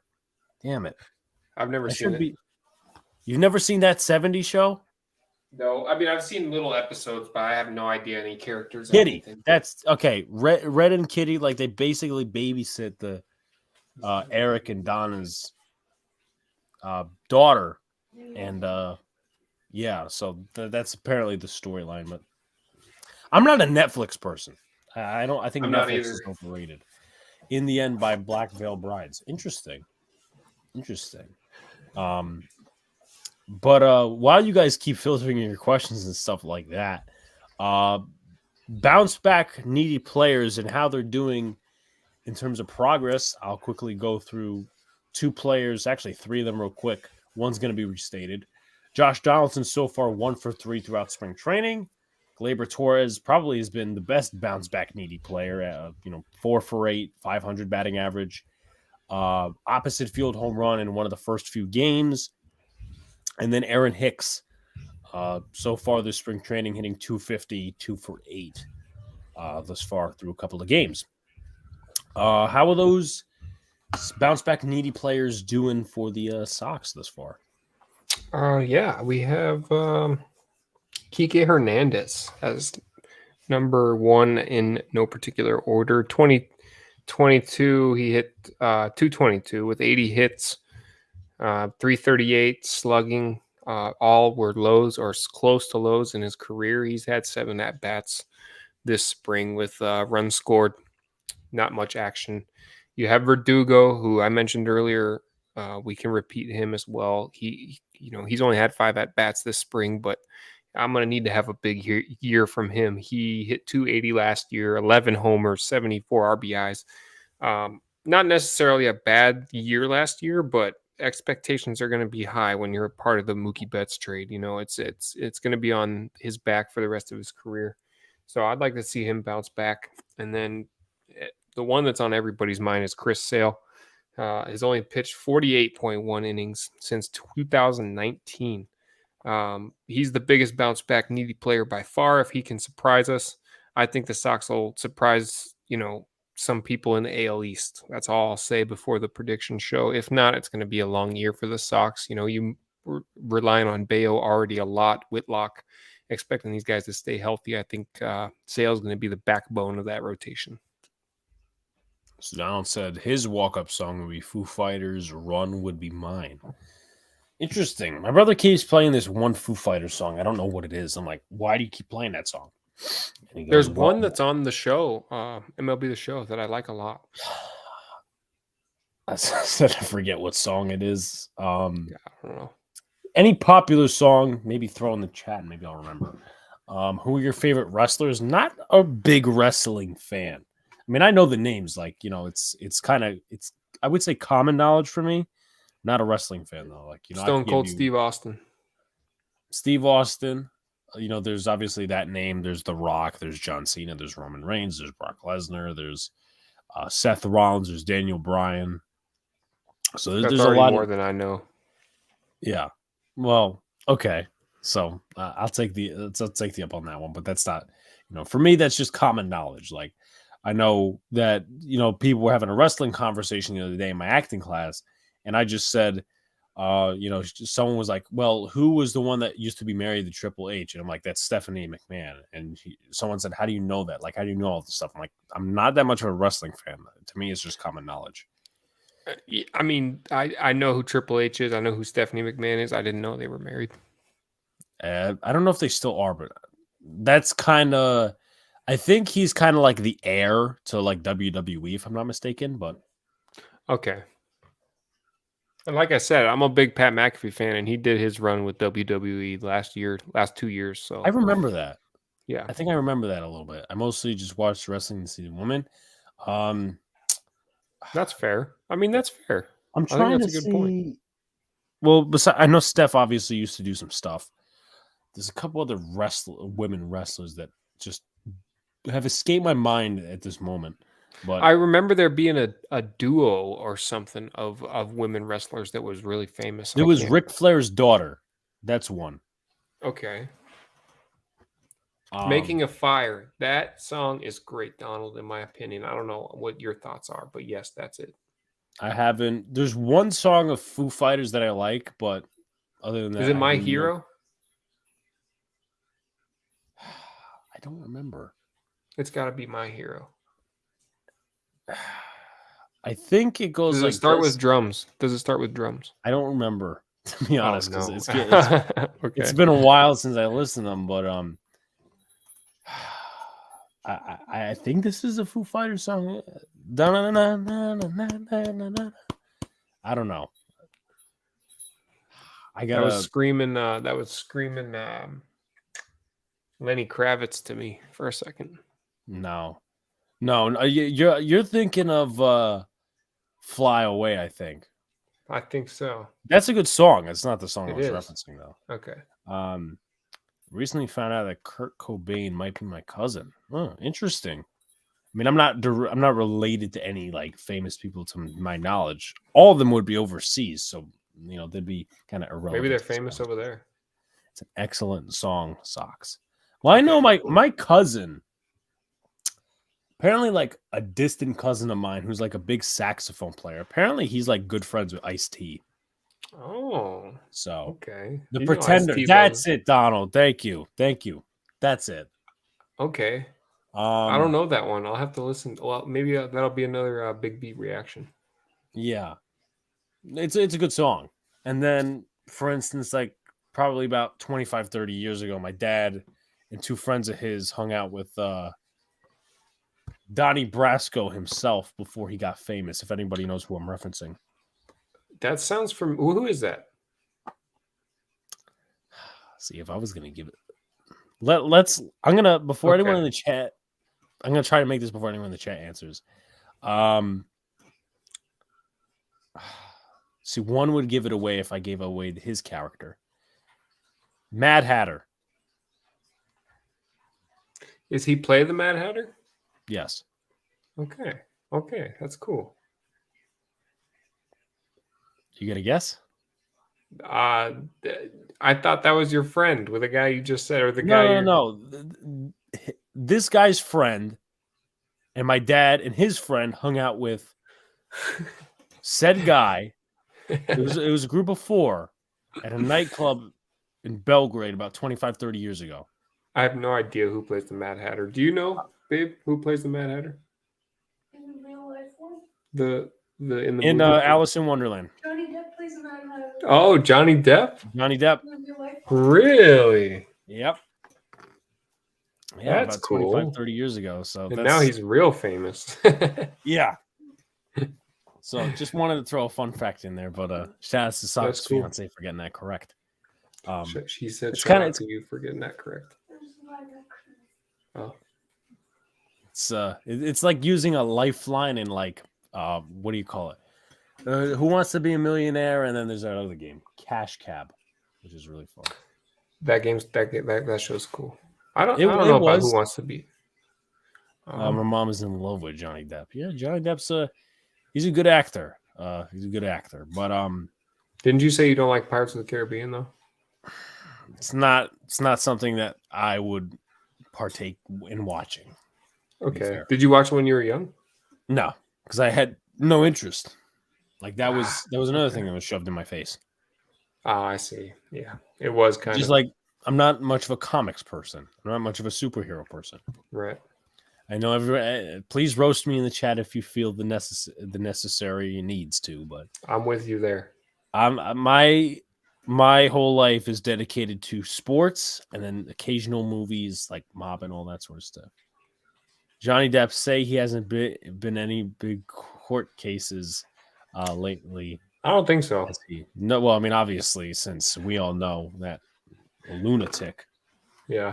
But I'll leave it as that because that all creates a divide. My ancestors were Irish pirates. I don't think any of my ancestors were pirates or Vikings. How do you exactly find that out? I just want to know. Well, I mean, Ancestry does a little bit of a deep dive. Is it accurate? Well, for me, I'm 80% Balkan, which is like Serbia and all these different countries. I'm sorry I'm missing your comment, Booyah. I'll definitely answer that in a sec.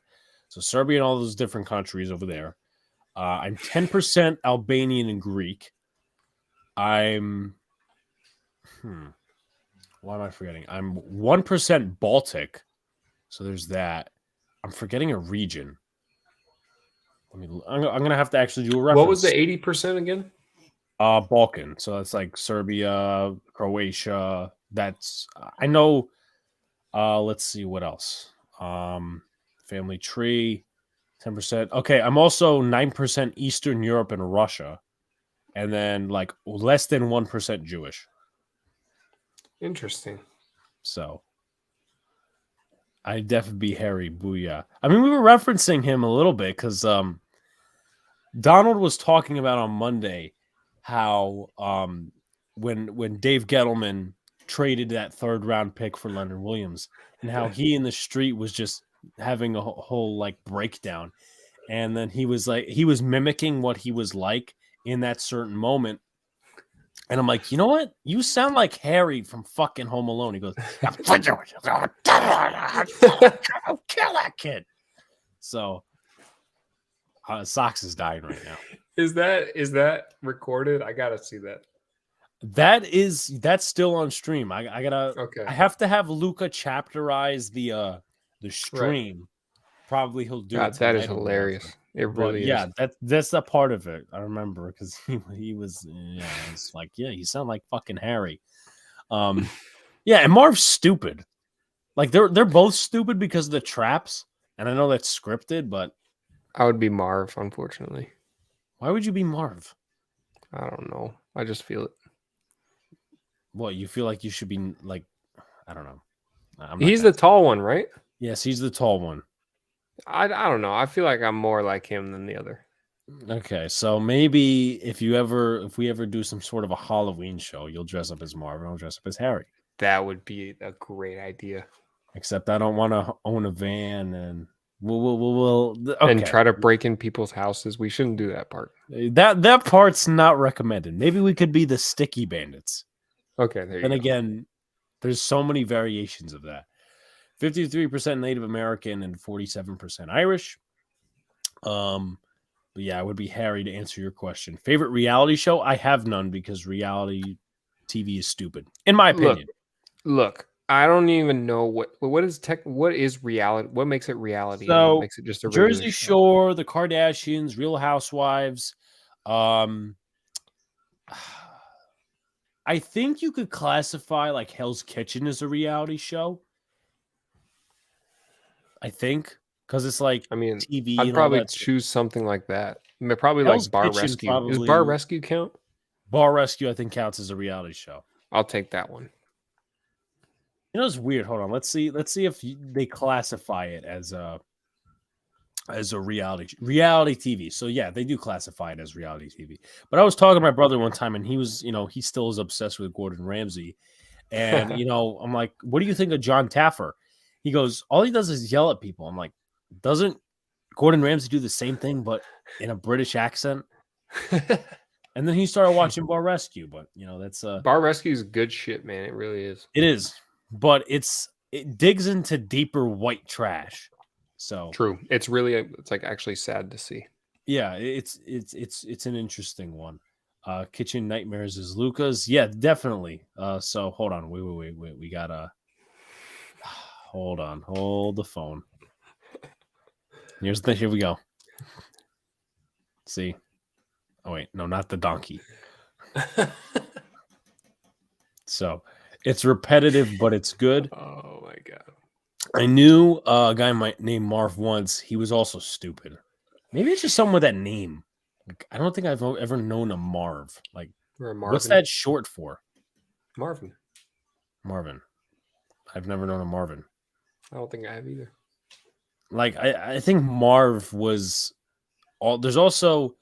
There was like a TV show that aired for like a season, and it was a kid show when I was younger, and I actually enjoyed the shit out of it. It was called Robot and Monster, and I think the monster's name was Marv. I don't think I ever saw that. Maybe it was a little after my time. Yeah, I think it was. Maybe it was in like 2010 to 2012 range. I was already in middle high school at that point. Yeah, so you're probably like, oh, that shit is stupid. I don't own a car currently. I drive it because it's technically my grandfather's, but it is a 2021 Nissan Versa. I'm sure that's a nice ride. My first car was a 1995 Subaru Legacy, and I now have a 2015 Subaru. I'll always have a Subaru. I already pledged my allegiance. You already pledged allegiance to your Subaru, to like the company. Yeah, yeah. Is there like, what is it? The first car you got, and is it like some sort of an attachment? Well, yeah, that too. And it's the first car I got. That's a big deal. But also, they have all-wheel drive. Most of them have all-wheel drive all the time. And I grew up where you have snow and mud and all four seasons all the time. It just works. It works in all conditions. I don't know if mine does, but it's also like a car, so I wouldn't know that shit. But maybe I would have to do some digging if I ever decided to be in a snowy or muddy area. Yeah, the thing with my car that I love is it has the highest clearance. Clearance. Like you can almost drive over a gallon of water without it hitting it. Okay. Oh, I see what you mean. What, clearance on the bottom or the top? Yeah, bottom. Okay. Yeah, I know what you mean. My first car was a Volkswagen Bug. Let's look that up. I need to see. The Bug, I probably know what it is. Oh, okay. So the Beetle. Yeah, the Beetle. Yeah. I have a similar attachment to my Mini Cooper. I feel like that's a very European car. The Mini Coupe.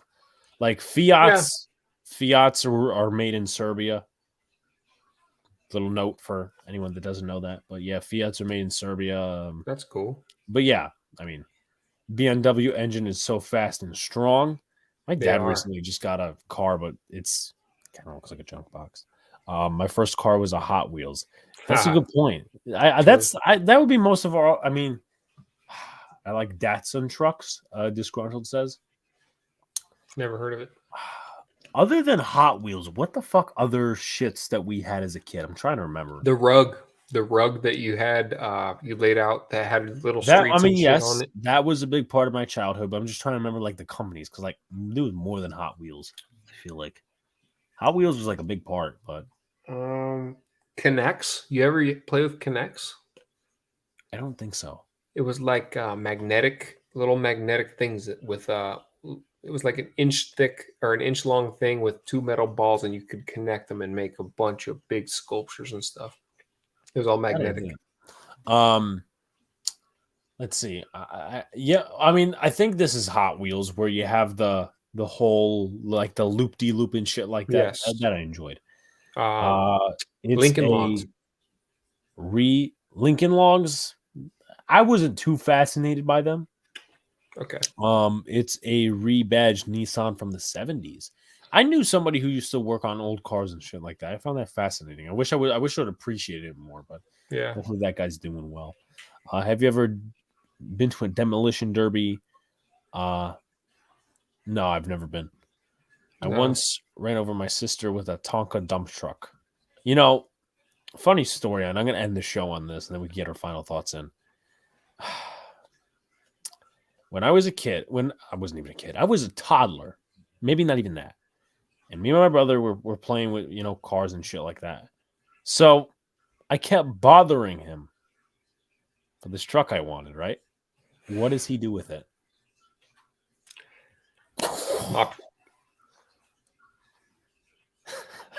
What did he do? What did he do with it? No. I don't remember this, but apparently this is big in terms of my dad always like telling it to me. Like, yeah, I know it happened. Fucking don't gotta tell me 300 times. But there was also another time though, where it was a similar situation. Instead, I choked him. Oh, very interesting. I see. I didn't have a brother, but yeah, one time I broke my sister's collarbone by throwing her on her shoulder. It was the worst thing. I feel horrible to this day. I think I shut the shower door on my brother one time. I don't know if that's true or The not. fingers are always the worst when you're catching That your is, siblings' yeah. fingers indoors. Yeah, because I think he fractured it. I don't fucking remember.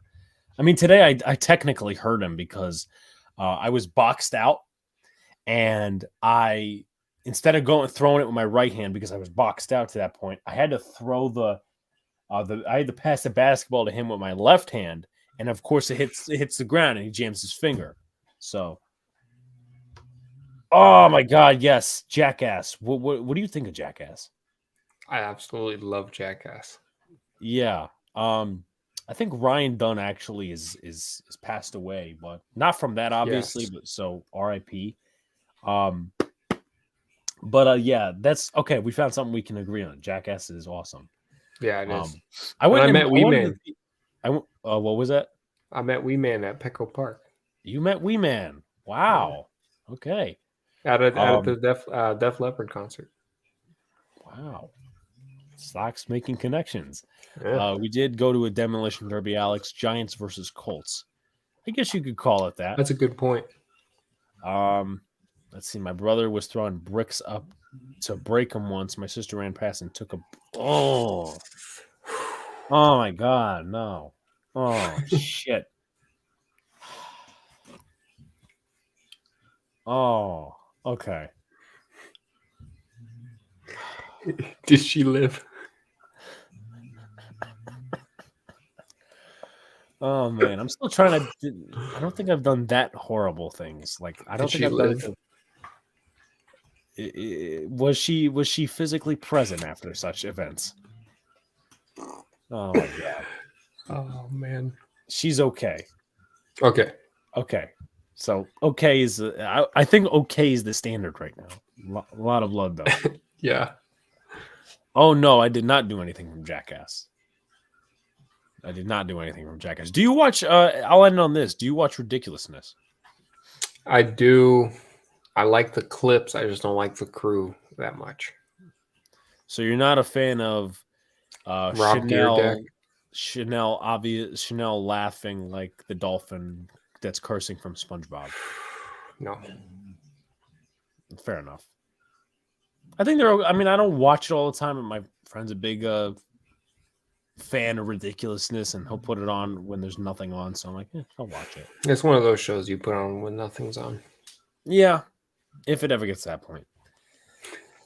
But Sox, final thoughts. Final thoughts are Pepsi stinks. Let's see. That's where you're gonna go on my shit list again. Same thing with Donald. Donald's a Pepsi guy. Which one did you try, Donald? We need to hear this before I give my final thoughts. Before I give my final thoughts, I need to know which one Donald did. What's your guess? There's so many of them. he probably is not the person to put a beehive in a No. limousine. Oh, okay. No, probably not. He probably wouldn't do the race car thing or the toy He car. probably wouldn't be shot like a cannon into water. That's not him. Pit of Snakes. The Anaconda ball pit. I don't think he'd do anything that dangerous. Did you see Jackass Forever? Yes.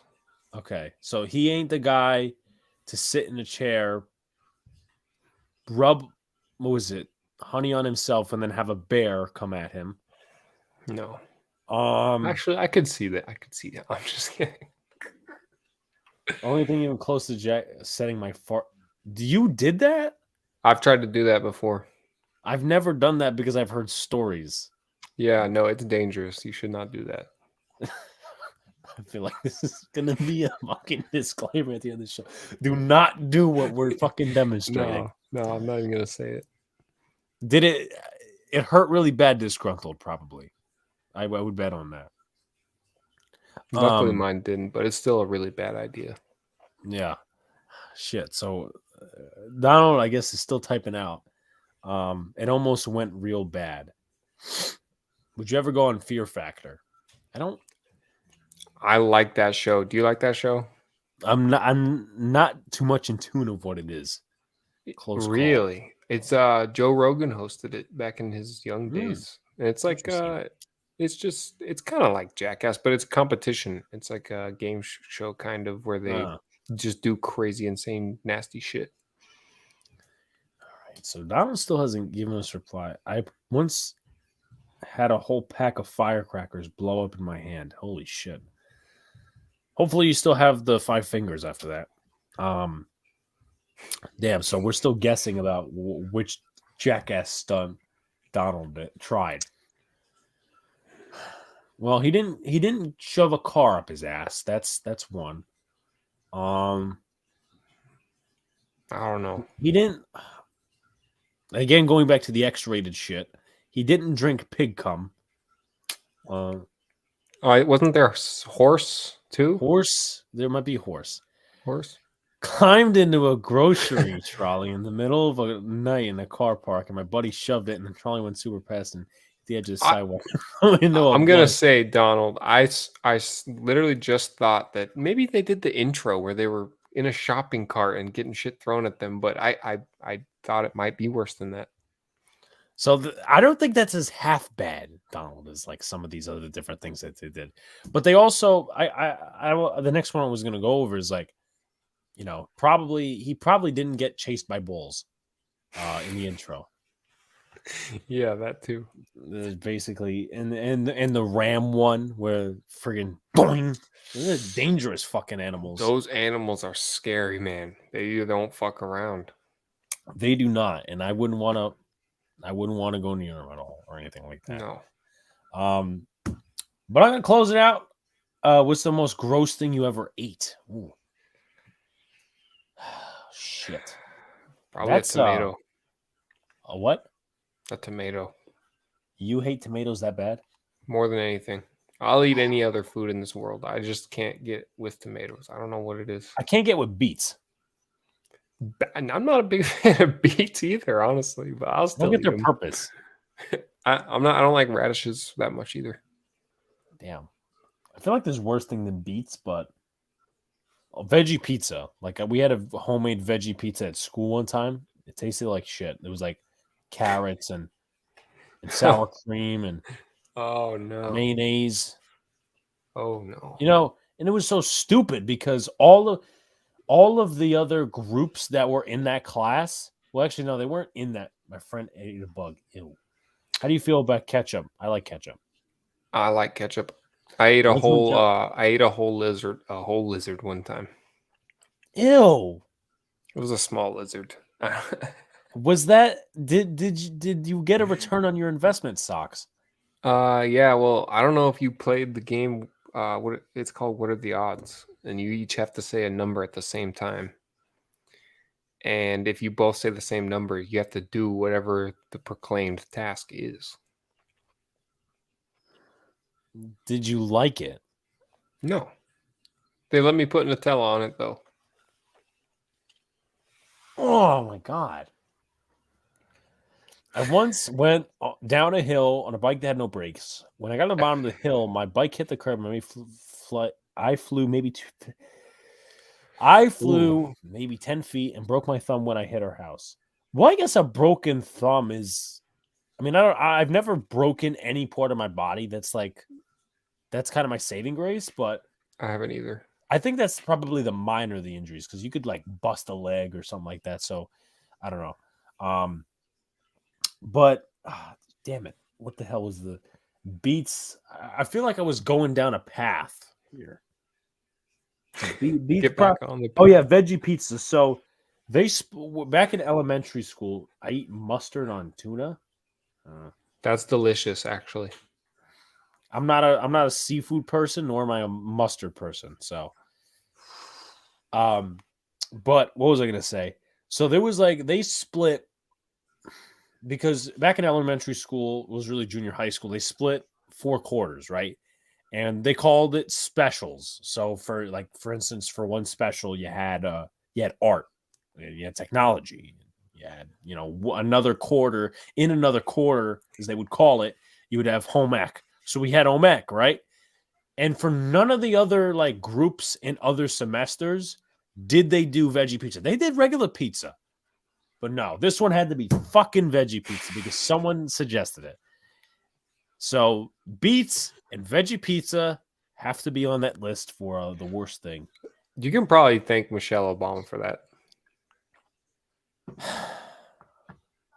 She was imparted that initiative. Okay, because I thought it might have been around that time where no, she was trying I to know. make Obviously, everybody there was that whole thing about kind of putting getting kids to eat healthy more like that. But no, this one teacher was just like, hey, let's just do a veggie pizza. I'm like, no. Okay, I see. No. My friend said he ate pig brain one time. I don't know if I would try it if other people are eating it and it's fine. I would try it. I wanted to, and I haven't gotten the chance. Like the last couple of times I went to Florida, I kind of wanted to try gator. I don't know how it tastes though. I would try that. My friend ate a bug. Well, I know certain British people, not all, certain British people eat cockroaches and shit. That's nasty. No way. There are people that eat cockroaches, like cockroach soup. Do you know that lobsters are the closest relative to the cockroach? Really? Yes. Let's see. Which ethnicity eats cockroach soup? No Vietnam. way. Oh, so I'm way off with that. I thought it was like a little bit of a British thing, but apparently, well, at least Vietnamese eat cockroaches. I don't know. I don't understand. That is horrible. I thought I saw that in Western Europe, but I guess I'm wrong. I had a bunch of friends who tried to make the worst mix: ketchup and chocolate milk. Ew. That's nasty. Okay. All right. Well, I mean, I used to eat ketchup sandwiches when I was little. Just bread and ketchup? Yeah. That's all right. I'm all right with that. I don't think I would eat that, but my uncle did mustard sandwiches. I love mustard. I do not. Insects are a popular snack in Southeast Asia. That would make sense. My mom once fed me horseradish on an Arby's sandwich. I thought she poisoned me when my mouth started burning. Not a fan of radishes. Not a fan of horseradishes. That's not my forte. That's not my forte. Also, one of my favorite things. Horseradish. Yes. Interesting. But to wrap it up here, guys, we had a great show: baseball and food and cars and a lot of other things as well. Tomorrow night we got Friday Night Knicks on Big Blue in the Bronx. Probably going to be 6 o'clock. I think we're aiming for. I just want to take a look, check, and see if so 6 o'clock because they play at 8 tomorrow against the Miami Heat.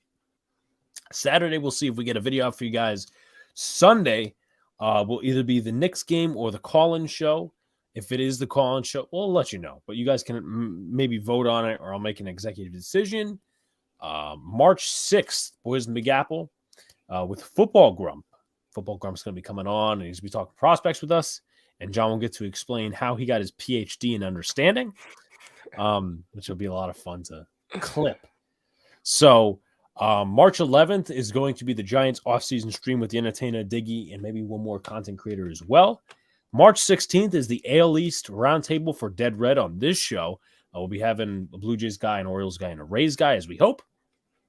And then a week later from that, we'll be doing our predictions. So a lot of fun stuff. Hope to get to 1K by March 30th, actually. So we got about 28 days to do that. We appreciate you guys. And thanks to Booyah. I would never eat worms. Someone, now that I think about it, about 3 years ago, my professor tried to make me eat a cricket. Not a fan. Was it dead already? It was dead already. It was like a chip. I'm like, no. I see.